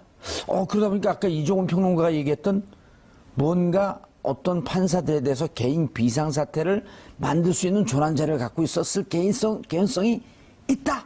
야, 이게 정말 엄청난 음모론이기도 합니다만 만약 그런 일이 실제로 있다. 네? 그런 일이 실제로 있다라고 한다면 사실 국가의 근간을 흔드는 일이거든요. 예. 그런 일이 없기를 바라겠습니다만 그동안 정말 최순실 국가 근간을 흔들었잖아요. 아니, 설마 그런 일이 어떻게 그런 수가 있겠냐라고 했던 것들이 하나둘 사실로 확인된 게 있지 사실 않습니까? 확인되고 있잖아요. 그러다 보니까 설마 그런 일이 있을 수도 있다라는 의혹도 세간에 있는 거죠. 국장에 대해서 추명호 국장에 대해서 재청구를 할까요? 할 것으로 보입니다. 할 것으로 보여요. 자, 이종훈 평론가님. 네. 오늘 출연 좋았어요, 아주. 그렇다고 이 출연료가 더 나가는 건 아니에요. 예. 그래도 열심히 해주시기 바랍니다. 네, 알겠습니다. 연말에 TBS 이 출연자 대상 이런 건 없어요. 예, 알고 있습니다. 그러니까 돌발 질문도 하세요. 뭐 궁금한 거 있으시면. 우병우에 대해서 윤석열 중앙지검장이 한마디 했어요. 제보, 고소고발. 꽤 많다. 끊이지 않고 들어오겠다. 다시 좀 들여다보겠다. 예. 그러니까 조사를 안 할 수가 없잖아요. 예. 그러니까 남양 특집 보는 것 같죠. 근데 뭐 사실은 전 개인적으로 우병우 전 민정수석이 굉장히 많은 정보를 가지고 있다고 보기 때문에 이거는 뭐 국민의 알 권리 차원에서라도 반드시 규명을 해야 된다라고 생각을 제 하거든요. 정보도 갖고 있을까요? 당연히 가지고 있겠죠. 그럼 우병우 수석에게 선설 교육이 되는 거예요?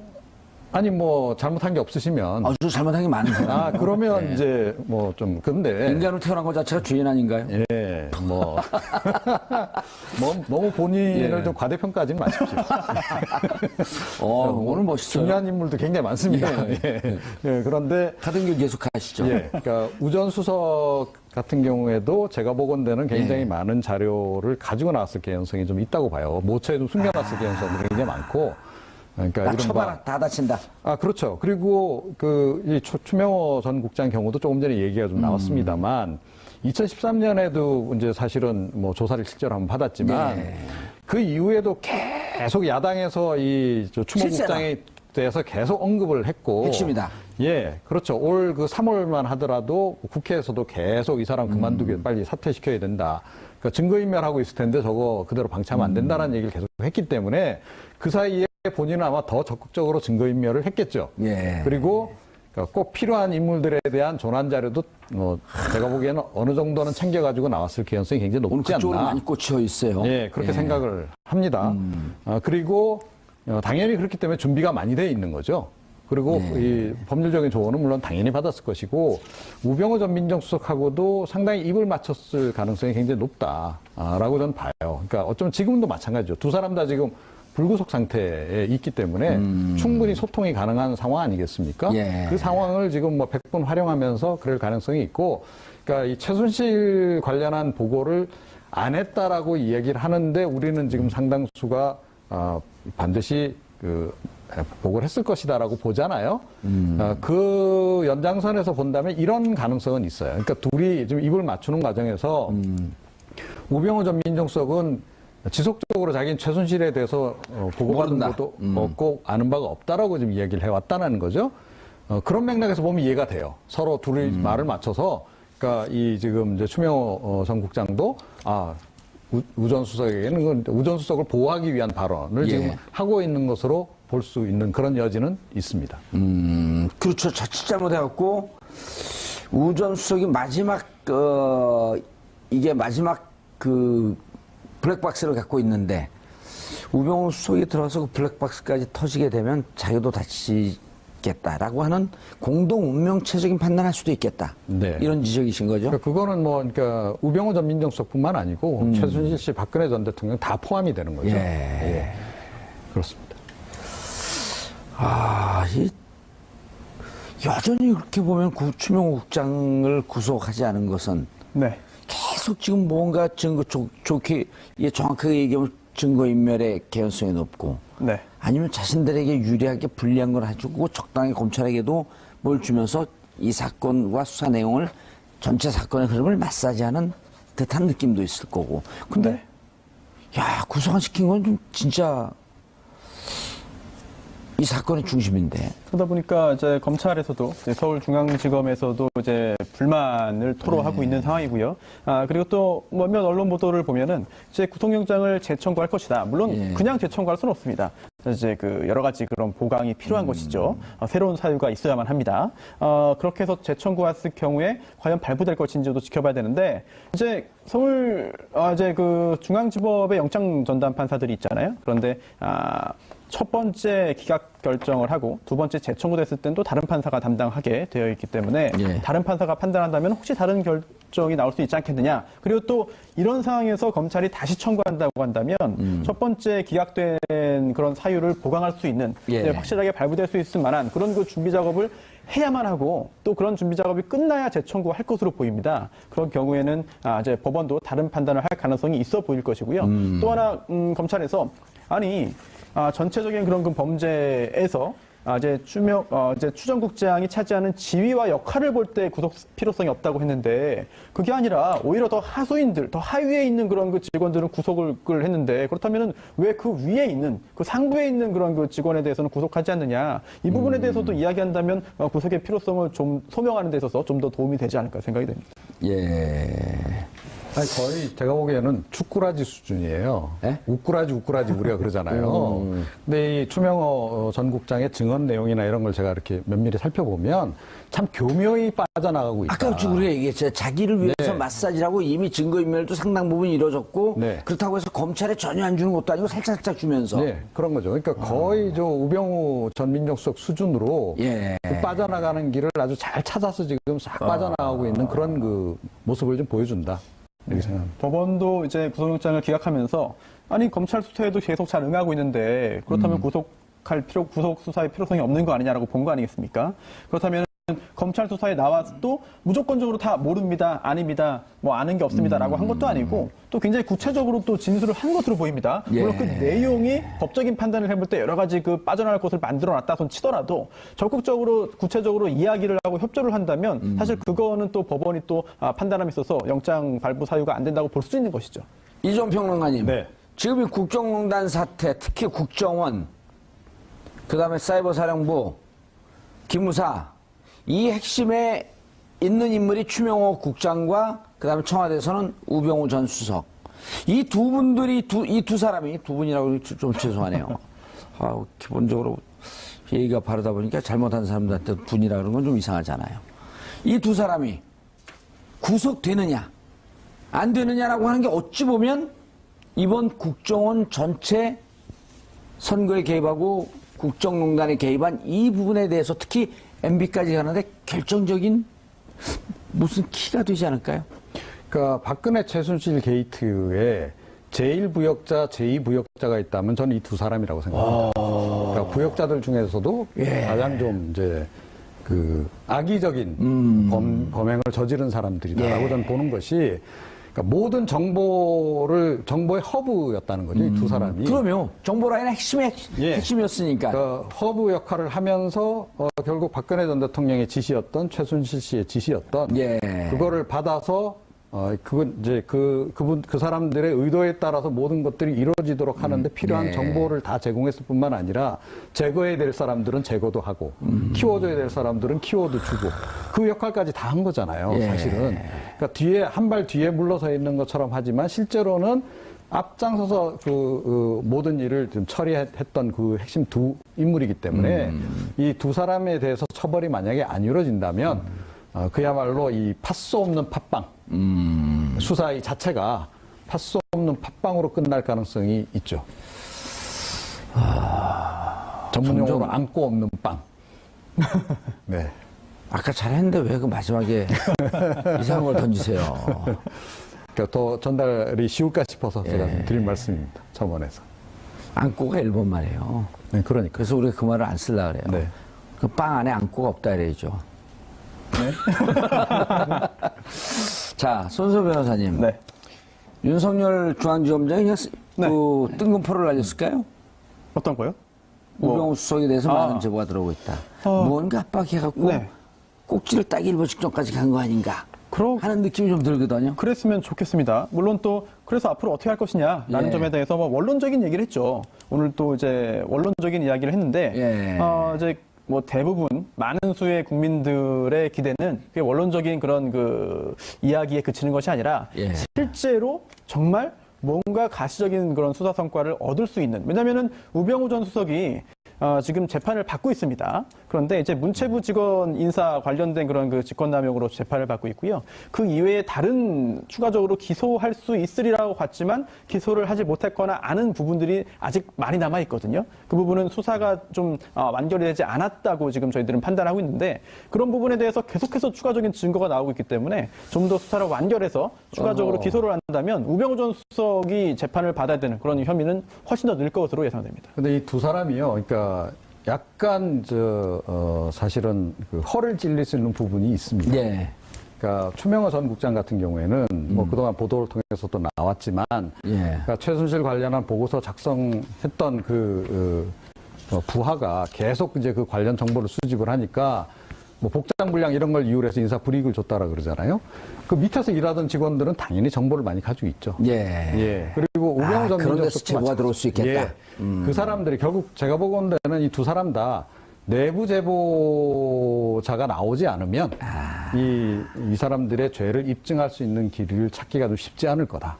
그때 생각합니다. 예. 최순실 씨 관련해서 조사할 때 그것을 제대로 보고하고 좀 이상하다라고 했던 분이 복장불량으로 좌천됐단 말이에요. 네. 그렇게 이분들이 국내 정치에 개입해서 이렇게 하는 과정에서 불이익을 본 사람들 문제를 벌이고 예. 있을 때 정통 국정원맨들 같은 경우는 오히려 이거 우리가 이렇게 국내 정치에 이렇게 개입하면 안 되는데 이러다 국정원 다 날아가는 거 아니야? 이렇게 국정원 고유의 역할을 중시하고 있으면서 물을 먹었던 사람들, 불이익을 당했던 사람들, 이런 사람들로부터 제보가 들어올 수 있겠다. 네, 그리고 지난번에 실제로 그러고 보니까 지난 올해죠. 올해 명절 앞두고 그 촛불 전국에서 공정거래위원회 서기관이 네. 1,000만 주, 500만 주 제보를 했던 거, 그 증거가 나온 거야, 제보는 안 했더라도. 그렇죠. 그리고 추명호 전 국장 같은 경우에는 이미 좀 여러 문제가 있다 그래서 예. 내부에서 다른 파트에서 보고서를 만든 적이 있어요. 그러니까 추명호 전 국장이 이제 8국장이거든요. 예. 그러니까 8국장의 이 비리 여러 가지 이제 의혹과 저렇게 나면 관련한 국정 큰일 난다. 예, 그런 그 내외부의 이제 평이 나쁘다는 부분에 대해서 인사전행을 한다든지 이런 부분에 대해서 이미 보고서가 국정은 그 당시에 이미 만들어진 것들이 있어요. 그러니까 그거를 만든 사람들의 경우에는 분명히 많은 정보를 취합을 했을 겁니다. 그래서 그런 내부 제보자들이 좀 나와줬으면 하는 게 제 개인적인 바람이고요.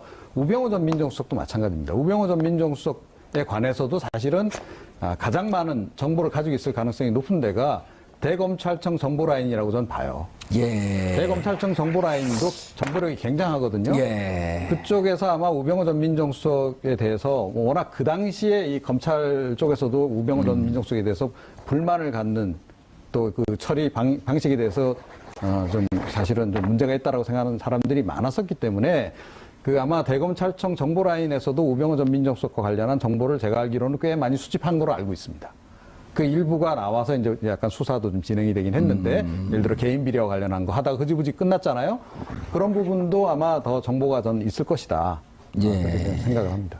검찰개혁위원회가 사실은 이 부분도 그러니까 이 국정원 개혁위원회처럼 적폐청산 TF를 만들어서 만약에 그런 정보들을 수집하거나 또 발굴을 한다면 꽤 나오지 않을까라고 생각합니다. 검찰개혁위원회요. 자, 마지막으로 오늘 이용주 국민의당 의원이 국정감사에서 재밌는 얘기를 했어요. 우병우, 안봉근, 추명호 라인 통해 국정농단 이루어졌다는 말이 나돌았다.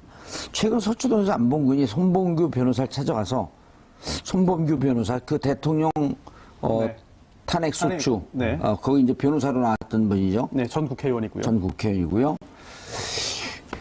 서초동에서 안봉근이 손범규 변호사를 찾아가서 검찰 수사 기록에서 자기 이름이 거론된 부분이 있으면 자료를 좀 줘라. 네. 그래서 그러니까 이제 그 변호사가 박근혜 전 대통령과 의리 지켜야 되는 것 아니냐고 했더니 만약 자기를 물고 늘어지면 최순실보다 더 큰 사건 터질 수밖에 없다고 했다? 라고 하는 얘기를 이용주 의원이 전하는 거 아니에요? 그렇습니다. 이게 무슨 얘기일까요? 이게 해석에 대해서 해석을 하자면은 좀 약간 양쪽으로 나뉠 것 같아요. 그래서 자료를 달라라고 한 게 이제 안봉근 전 이제 그 비서관이 나도 혹시 이제 앞으로 수사를 받을 수 있으니까 재판받을 수 있으니까 좀 대비하기 위해서 좀 현재까지 파악된 게 무엇인가를 확인하기 위해서 자료를 달라고 했을 수도 있겠고요.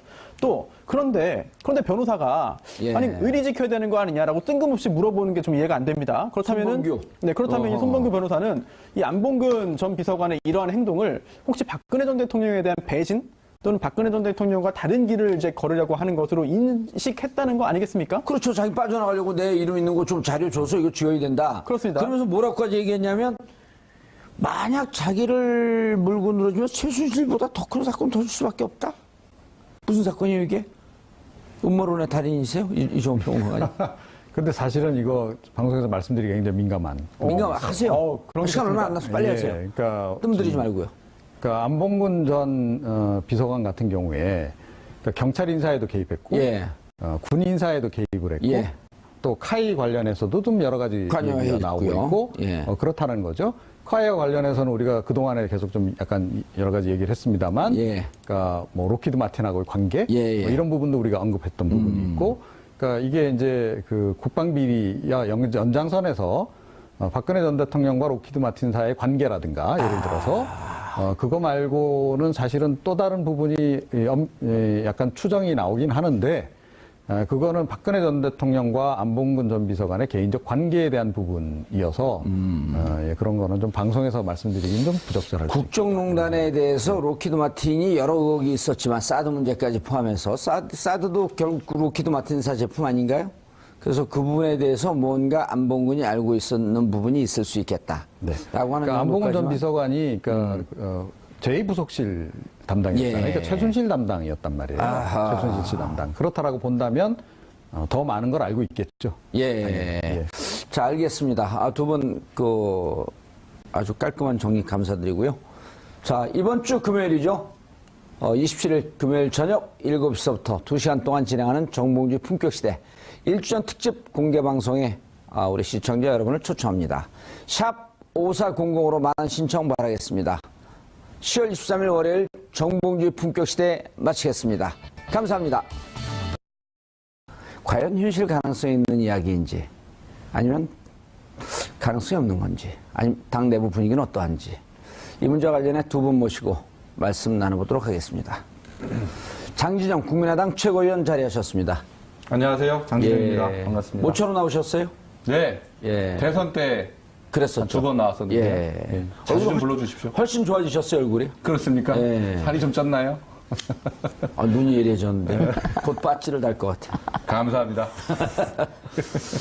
자, 진수희 바른정당 최고위원, 전 재선국회의원, 전 보건복지부 장관. 스펙이 화려해요. 자리하셨습니다. 네, 바른정당의 진수희입니다. 하하 웃는데 과거를 회상하는 듯한 장관 때가 좋았지. 자, 시청자 여러분들께서도 샵5400으로 다양한 의견 문자로 보내주시기 바라겠습니다. 지금 이 순간 right now 페이스북 라이브로도 신청하실 수 있습니다. 진수 의원님. 네. 좀 이렇게 의자를 내리면은 내려가는 거를 다운걸이라 그러거든요. 네. 다운걸. 네. 아름다운 걸. 칭찬이죠. 그럼요. 감사합니다. 아름다운 걸. 많이 그 사이에 망가지신 것 같아요. 예. 아니, 이게, 기자께서 이게 듣지 않으면 알 수가 없거든요. 재미없으면 듣질 않아요. 그래서 어떻게든 재밌게 해보려고 하는데 너무 재밌어서 걱정해요. 자, 어떻습니까? 이제 이게 장기정 최고위원님. 네. 우리 시청자분들께서는 모든 사안을 긴장해서 보지 않기 때문에 메모하고 아주 신경을 바짝 쏟고 듣지 않거든요. 그러니까 매사 새로운 얘기를 해도 다 새롭게 생각하시면 됩니다. 그러니까 바른정당과 국민의당 내부에서는 상당히 밀도 있게 혹은 반대도 있고 진행이 되지만 시청자분들은 아무것도 모른다. 그렇죠. 예, 예. 그러고 시작을 해야 됩니다. 예. 무슨 일이 진행되고 있죠? 지금 국민의당과 바른정당이 통합을 할 거냐 말 거냐 이게 이제 지금 제일 관심사인 것 같아요. 예. 네. 근데 이게 사실은 뭐 그 전부터 얘기가 전혀 없었던 것은 아니지만 가장 최근의 계기가 우리 당에서 예. 우리 당의 국민정책연구원에서 여론조사를 했는데 그 내용을 이제 국민의당의 진로와 관련해서 국민의당이 어느 당과 같이 가는 게 좋겠냐 이거를 이제 경우의 수로 나눠서 다 조사를 해본 거죠. 바른정당만 딱 찍은 게 아니고 그런 건 아니고 이제 민주당이 연정 제안을 해왔었잖아요. 그렇죠.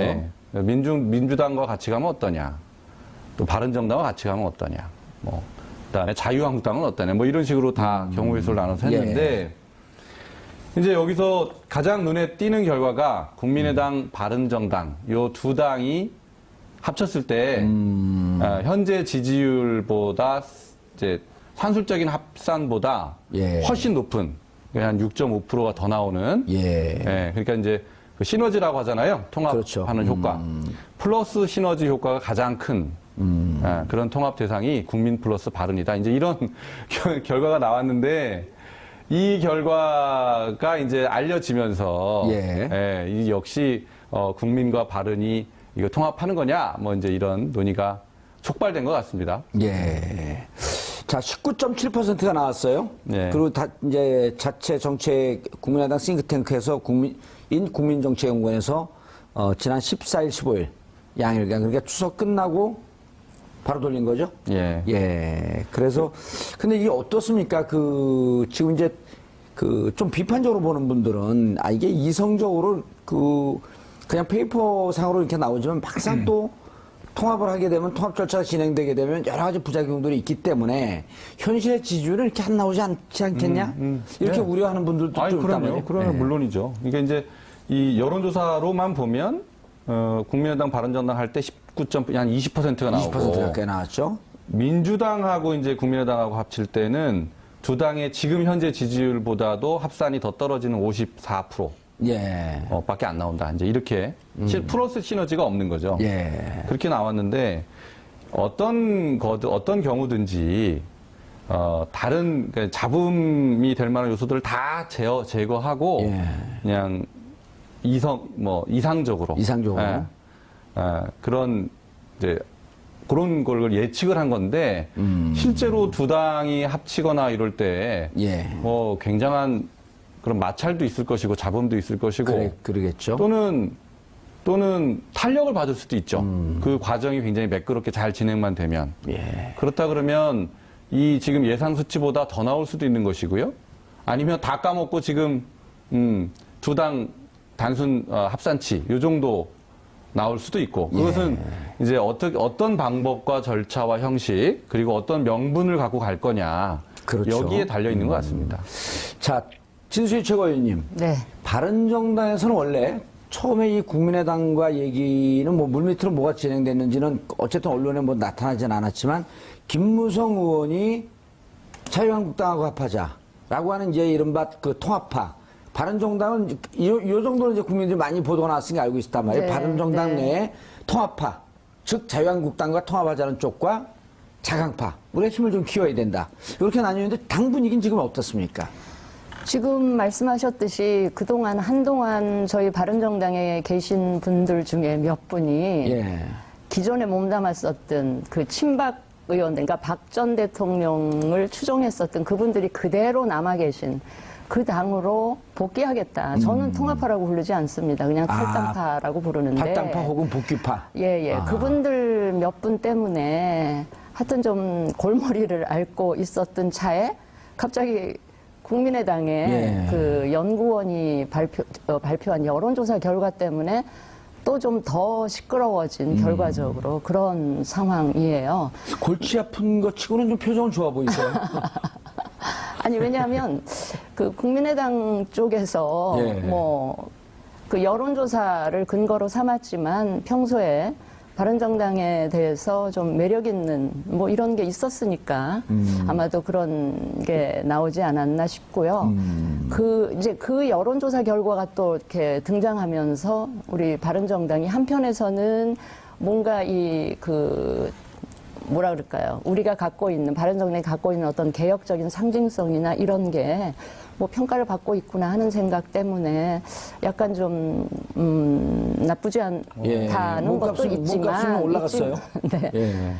있지만 안 그래도 지금 자유한국당 쪽에서 막 이제 끌어당기려고 하는 이제 그런 게 있는데 또 이런 일이 일어나니까 당으로서는 굉장히 이제 혼란스럽다는 말씀을 드린 거고요. 기분 좋은 혼란인가요? 기분 좋은 혼란? 그렇게 기분 썩 좋지만은 않은데 아무튼 원래 옛날 17대 때 같이 국회 할 때 보면 상임위에서 4년 동안 했었는데요. 까시의 별명이 까칠합니다. 누가요? 콕 찔러요. 아니 많이 달라졌어요. 많이 누그러졌습니다. 장관 하시면서요? 근데 이제 국민정책연구원 결과를 놓고 보니까 이건 국민들이 응답을 하신 거잖아요. 국민들 눈에는 바른정당과 국민의당이 당을 달리할 정도로 큰 가치나 이념이나 정책적인 입장에서 그렇게 큰 차이가 없다. 있는 거는 아니다라고 받아들이고 국민들이 그러니까 아마 그런 여론조사 결과가 나왔지 않나 싶은데 근데 그런 걸 다 차치하고 저희 바른정당 입장에서는 이런 거예요. 그러니까 우리가 지금 국정감사 기간이기도 하고 저희들이 그렇죠. 국민들한테 11월 13일에 전당대회를 하겠습니다. 전당대회 얘기가 쏙 들어왔어요. 그래서 그때 새 지도부를 뽑아서 우리 한번 제대로 된 보수 좀 열심히 한번 해보겠습니다라고 하면서 그 준비를 해가야 되는데 갑자기 이제 이런 뭐라 그럴까 방해 요인 뭐 이런 것들이 발생을 하면 어쨌든 뭐 긍정적으로는 러브콜이고. 아니요, 근데요 집안에 대사를 앞에 두고 자꾸 바깥에서 다른 짓 하는 것처럼 이거는 좀 대사를 그르칠 우려가 있기 때문에 이제 그 점을 하나 지적을 하고요. 그래서 좀 곤혹스러운 면이 분명히 한쪽에서는 있다. 그다음에 한 가지 더 뭐냐면 저희들 입장에서는 지난 한 10개월 전에 새누리당을 탈당해서 나오면서 정말 새로운 제대로 된 보수 개혁 보수를 한번 해보겠다. 그래서 개혁 보수의 가치를 천명하면서 진짜 국민들에게 무릎 꿇고 반성하면서 제대로 한번 해보겠습니다라고 하고 바른정당을 창당을 했는데 지난 10개월 동안 물론 대선도 거치고 했긴 했지만 저희들이 애초에 국민들께 약속했었던 그 개혁 보수의 가치를 제대로 뭐 실현시켜 보려는 뭐 움직임도 크게 제대로 없이 다른 이 당하고 통합한다, 뭐 저 당하고 통합한다 이런 이야기가 나오는 것에 대해서 저는 개인적으로 굉장히 몹시 불편하고요. 만약에 10개월도 안 돼서, 그러니까 1년도 채 안 돼서 제대로 해보지도 않은 상태에서 무슨 통합한다 어쩐다 하면 앞으로 우리가 뭐를 한다 한들 국민들이 과연 믿어 주시겠나 하는 그런 좀 의문이 들어서 좀 끝까지 한번 해볼 때까지 해보다가 정 안 된다. 그리고 국민들이 이제 그만하면 됐다. 뭐 이럴 때까지는 한번 좀 해보고 싶다는 생각이 들고요. 그렇게 노력을 해가는 과정에 이제 국민의당과 뭔가 계속 그 논의가 돼서 같이 갈 수 있는지는 계속 시간을 갖고 생각을 해보고 싶다 하는 것이고요. 저기 사실은 남녀 간에 연애하고 결혼을 하더라도 만나자마자 눈 맞았다고 금방 결혼하면 그 결과가 별로 좋지 않아요. 서로 썸은 오래 탔어요, 그래도. 그러니까 썸 타는 기간도 몰라요. 썸 타는 기간은 없었다고 봐요, 저는. 썸도 좀 타면서 서로 썸 안 타셨어요? 저는 라는 판단을 하기 때문에 정말 시간을 갖고 국민 여론도 살펴가면서 하려면 제대로 된 그 통합을 하는 게 맞다. 뭔가 시기를 뭐 내년 선거 앞두고 뭐 이렇게 시기를 못 받고 하는 거는 저는 맞지 않다. 이런 생각을 갖고 있습니다. 진수연님 하나 더 여쭐게요. 그러면은 어쨌든 근데 당에서 두 양측의 그 세력이 존재한다고 한다면 그건 비슷한 분위기인 것 같아요. 뭐냐면 11월 13일 전당대회 있으니 전당대회까지 좀 자중하자. 예. 근데 이분들 중에 이제 상당히 많은 분들이 나중에 이후에 차근히 논의를 해보면서 국민의당과 통합이라고 하는 부분에 대해서 의논해보는데 이분들은 별로 이제 부정적이지 않은 것 같고. 문제는 뭐냐면 저 11월 13일 무슨 전당대회냐? 우리는 그 전당대회 후보 등록이 26일 그 날짜를 기점으로 해서 다 나가겠다. 그런 분들 분위기는 좀 어떻습니까? 26일 나가겠다고 하셨던 김무성 대표는 그거 거둬드렸어요. 그래서 또 30시간 법칙이 또 통했어요? 통했나 뭐 이런 얘기도 있었는데요. 일관 써 있어요. 그 국민들의 믿음을 저버리지 않아요? 그런데 이제 그분들이 최후 통첩식으로 하여튼 그 국감은 한다. 국감 끝나고 그러나 전대까지 하고 나면 나가기가 힘드니까 전대 전에는 반드시 나가겠다라고 되게 그 강하게 얘기하시는 분들이 뭐 이렇게 손꼽을 정도로 몇 분은 계신 것 같아요. 김무성 대표는 지금 외국에 계셔서 잘 모르겠는데 외국에도 나갔다 30시간 만에 들어오고 막 이러지 않나요? 아니 그건 아니고요. 과연 김무성 대표님이 한 서너 명 나가는데 같이 나가시는 나갈까? 게 어떨지 아니면 그렇다고 주저앉는 것도 모양새가 굉장히 모양이 빠질 수가 있어서 저는 그분이 어떤 결론, 어떤 선택을 내릴지 저도 개인적으로 굉장히 궁금한데 어쨌든 그 예측을 해달라는 거 아닙니까? 어쨌든 그 뭐 몇 명 나가시게 되면 그렇다 하더라도 전대는 저희는 공당으로서 국민들과 한 약속이기 때문에 저는 전대 준비를 쭉 선거운동을 하다 말고 그분 몇 분 나갔다고 전대를 그만둔다? 그것도 좀 아닌 것 같아요. 네. 참 대단한 해당 행위예요, 그죠? 그러니까요. 참 이렇게 김 뺄 수가 있어요. 자, 국민의당 얘기 아까 이제 잠깐 짚고 넘어가셨는데요. 박지원 의원께서 오늘 저도 오다가 잠깐 봤는데 이런 말씀을 하세요. 우리 뭐 한 30명, 35명, 그리고 통합 바른정당에서 와봐야 뭐 한 10명 플러스만 했어. 결국, 우리 지금 40명인데요. 통합해봐야 또다시 40명입니다. 근데 왜 하죠? 이러고 말씀을 하시더라고요. 근데 그 숫자가 중요한 건 아니잖아요, 사실. 그렇죠. 숫자도 중요하죠. 그렇죠. 숫자도 중요하긴 하죠. 숫자와 지지율이 무척 중요하기 때문에. 근데, 그러니까, 지금 이 박지원 논의들이 의원께서 저렇게 강력하게 버티는 게 좀 불편하죠. 얘기가 진척시키기가.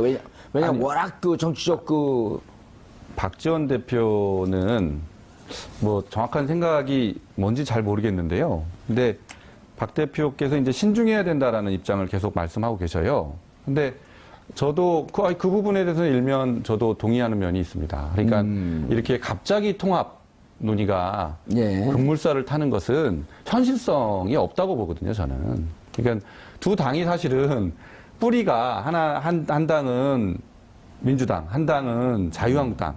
몇십 년 동안 서로 다른 생각을 하던 당 출신 아닙니까? 그러니까 서로 그렇게 접점이 많지 않거든요. 그래서 이렇게 별로 친하게 지내본 경험이 많지 않기 때문에 그런 시간이 좀 필요하거든요. 그리고 뿐만 아니고 아까 우리 진 최고님께서 잘 말씀하셨지만 이렇게 수를 늘리는 그러니까 공학적인 의미의 합당, 이 통합은 저는 큰 의미가 없다고 봅니다. 그래서 되게 명확한 명분을 가지고 국민들을 설득할 수 있는 그런 절차, 형식, 시간 그리고 지금 제일 중요한 거는 이제 선거법 개정에 대해서 우리가 연대를 시작했잖아요. 선거구제 개편, 그죠? 선거구제 개편 관련해서 같이 무슨 내용이죠, 그거는?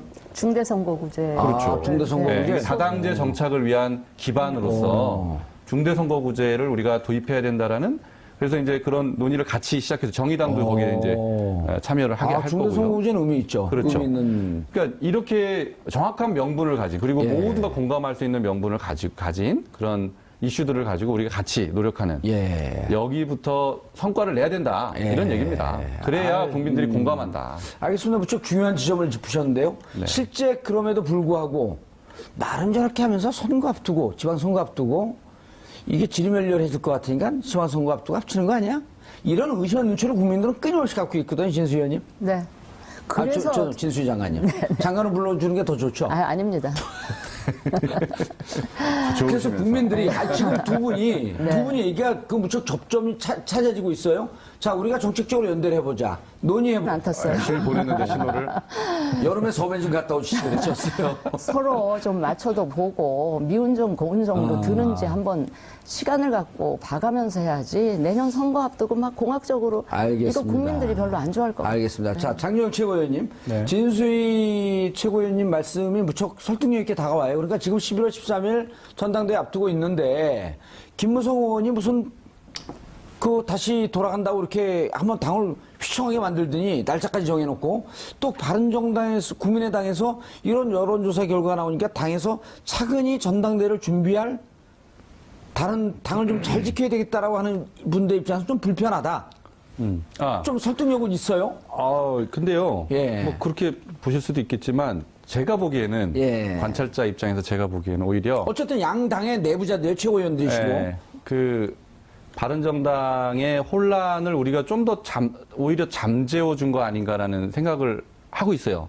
제 입장에서는. 왜냐하면 이게 바른정당이 혼란을 느낀 것은 우리 국민의당이 이 여론조사 결과를 낸 그때부터가 아니고 사실은 그 전부터 탈당파라고 말씀하셨던 김무성 의원을 비롯한 이분들이 전당대회 전에 그리고 자유한국당 안에서도 전당대회 전에 뭔가 판가름을 내야 된다 이런 얘기를 하면서 시한을 26일 그러니까 전당대회 후보 등록 마감일입니까 그때가?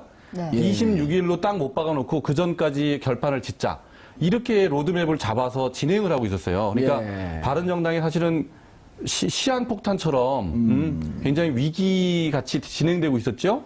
그런데 오히려 국민의당에서 이런 뭐 제스처가 있어가지고 다시 바른정당 안에 자강파 내지는 아니면 국민의당에 뭐 호감을 가진 분들이 힘을 얻게 되고 상대적으로 저쪽 빠져나가려는 분들이 힘을 잃게 되는 그래서 오히려 중심을 더 잡게 되는 알겠습니다. 그런 효과가 있었다. 저는 이제 그렇게 보고요.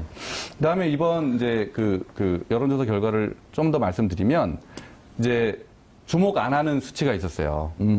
우리가 설문조사에 다당제가 필요하냐라고 국민들한테 물었는데 65%가 필요하다. 이렇게 압도적인 다수가 그러니까 이제 응답을 거부한 분들 이외에는 대부분이 다당제의 필요성을 공감했거든요.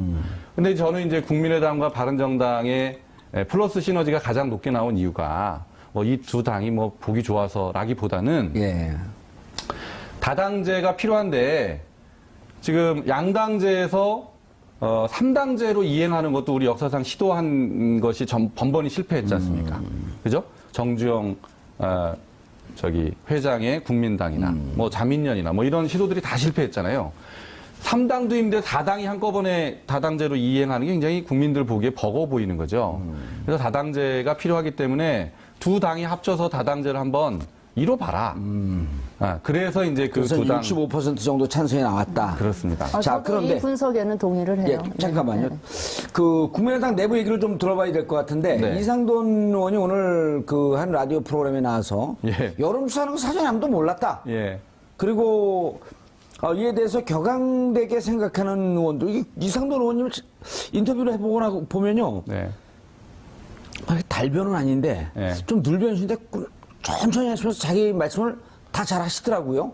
그럼요. 근데 자, 불쾌하게 생각하는 의원들이 많이 있고 특히 정치를 좀 오래 한 원로들은 대단히 잘못됐다 이렇게 보고 있다.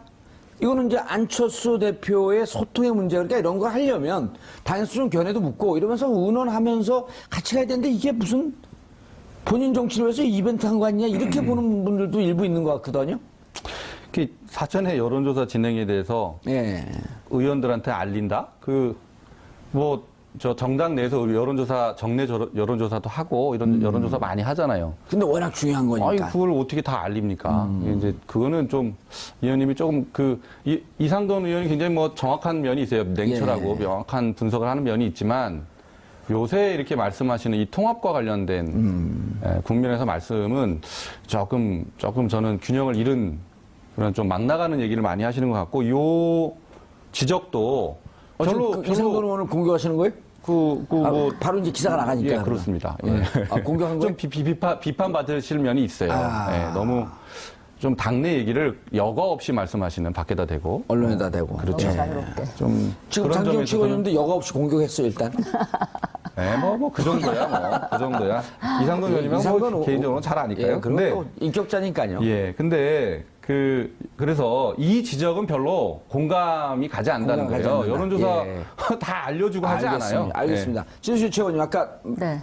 말씀하려고 그랬던 지점이 아니요, 국민들이 다당제 원한 양당 패권주의에 너무 피로감 뭐 그런 것 때문에 뭔가 완충 역할을 하는 제3당이 있으면 더 경쟁과 협력 이런 게 발전하지 않겠나. 그러니까 다당제를 선호하기 때문에도 그렇다면 누구랑 어떻게 짝을 맞춰줄까라고 하다 보니까 이제 국민의당과 바른정당이 그래도 좀 유사성이 다른 당에 비해서 높지 않나 이런 평가를 하신 것 같아요. 바른정당은 어쨌든 이제 총선 끝난 다음에 자유한국당에서 나온 거지만 나와서 이제 형성된 당이지만 국민의당 같은 경우는 총선 때 국민들이 선택을 해준 거거든요. 정의당도 그렇고 어쨌거나 총선 때 양당 중심으로 갔지만 그래도 꽤 의미 있는 제3당을 만들었단 말이에요. 이 부분에 대해서 여전히 국민들이 일정 정도 수요하는 수요층이 있다. 그렇게 보시는 거죠? 네네, 그렇습니다. 그리고 그것이 양쪽의 정체성을 별 차이가 크게 안 보는 것 같다? 그러니까 이제 그러니까 다당제가 바람직한 것으로 보이는데 사당은 조금 너무 난립하는 듯한 느낌이 있어서 아마 한 3당 정도로 가는 게 어떻겠느냐 이런 국민들이 그렇게 생각을 하시는 것 같아요. 그건 제 개인적인 분석입니다. 정확한 분석이십니다. 두 분이 썸 타시면 안 됩니다. 그래서. 자, 동아일보에 동아일보에 보도된 겁니다. 오늘자는 아닌 것 같고요. 자, 찬성이 총 29명, 35명 응답을 했는데요. 국민의당 의원 중에. 국민의당 의원 중에 바른정당과의 통합에 대한 입장이 어떻습니까? 그러니까 찬성이 18명, 그 다음에 반대가 11명, 유보가 6명 나왔단 말이에요. 그러니까 이제 지금 떴습니다. 저 CG가 떴는데, 자, 전에 한 응답을 자체적으로 돌려봤더니 뭐 30명 이상이 찬성했다. 라고 하는 것과는 조금 거리는 있어요. 하지만 어쨌든 찬성파가 현재로서, 상당히 많은 숫자가 나왔죠. 몇 명입니까? 18명. 저기 조배수 의원이 있나요? 없나요? 응답을 안 했나요? 찬성 있나요? 있어요. 찬성 있는데 조배수 의원은 개인적으로 나는 찬성으로 분류되는데 찬성 아니다. 또 이렇게 입장 표명을 했거든요. 저분들이 물론 저기 조금씩 변화는 있을 테지만 다수는 찬성 쪽으로 가 있는 것은 맞죠? 장기영 최고위원님. 뭐 분위기상 그런데요. 이게 지금 저는 이 결과가 별로 의미가 없다라고 생각해요. 그래요? 예, 왜냐하면 왜죠? 질문이 문제가 있어요. 질문이 바른정당과의 통합에 찬성하냐 이렇게 물어봤을 거 아니에요. 그렇죠. 그죠?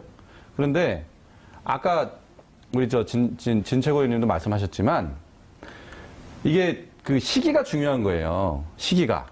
자, 지금 바로 통합하는 거에 찬성하냐 그러면 그렇게 받아들인 건지 아니면 자 이제 바른정당이랑 좀 친하게 지내서 연애 좀 하다가 여러 가지 연대 좀 하다가 나중에 시기를 봐서 통합하는 거에 찬성하냐 이렇게 받아들인 사람. 시기를 봐서 이제 결혼식도 올리고. 그렇죠. 이제 그 시기에 관한 게 없어요. 질문에. 그렇기 때문에 이게 지금 그냥 자기 생각대로 한 거예요. 해석하고 마음대로 해석하고. 그렇죠. 내일 할 수도 있고 10년 뒤에 할 수도 있고. 그러니까 이건 별로 정확지 않은 결과라는 정확지 않다. 거예요. 어쨌든 다수는 찬성이잖아요. 그러니까 만약에 자 우리가 연대해서 바른정당과 좀 관계를 돈독히 한 다음에 나중에 통합 논의를 시작해 보는 게 어땠습니까? 이렇게 물어본다면 저는 이거보다 훨씬 더 많이 찬성했을 거라고 봅니다. 반대로 자, 내일 당장 통합 논의를 시작합시다. 이렇게 시기를 못 박았다면 이거보다 찬성 의견이 훨씬 적었을 거라고요. 네. 그렇죠. 자, 진수 의원님 말씀. 아니 근데 예. 저도 의원직을 가져봤지만 의원들 생각이 아침 다르고 저녁 다르고 어제 다르고 오늘 다르고 뭐 그럴 수 있어요. 그렇죠. 특히 정치적인 이런 중요한 결정이 있어서 다양한. 그러니까 저거는 그냥 참고 사항이고요. 제가 오늘 이렇게 사석에서 들은 이야기는 실제 한 35명쯤 원하고 진짜 반대하는 사람들은 한 5에 불과하다 뭐 이런 얘기도 또 들려오더라고요. 아니 그러니까 그게 그거라니까요. 바른정당에 대한 우호적인 분위기는 다수예요. 지금 아주 명시적으로 반대하는 의원 박지원 의원이나 이런 분들 계시지만 그분들도 우리가 바른정당과 어떤 식의 연대는 필요하다라는데 공감은 하실 거예요. 근데 통합을 가지고 물어보니까 거기에 대해서 이제 반대를 하거나 부정적으로 말씀하시는 거거든요. 예. 근데 어쨌든 저희 바른정당은 오늘 아침 지도부 회의에서 다수의 최고위원들이 정리를 그렇게 했습니다.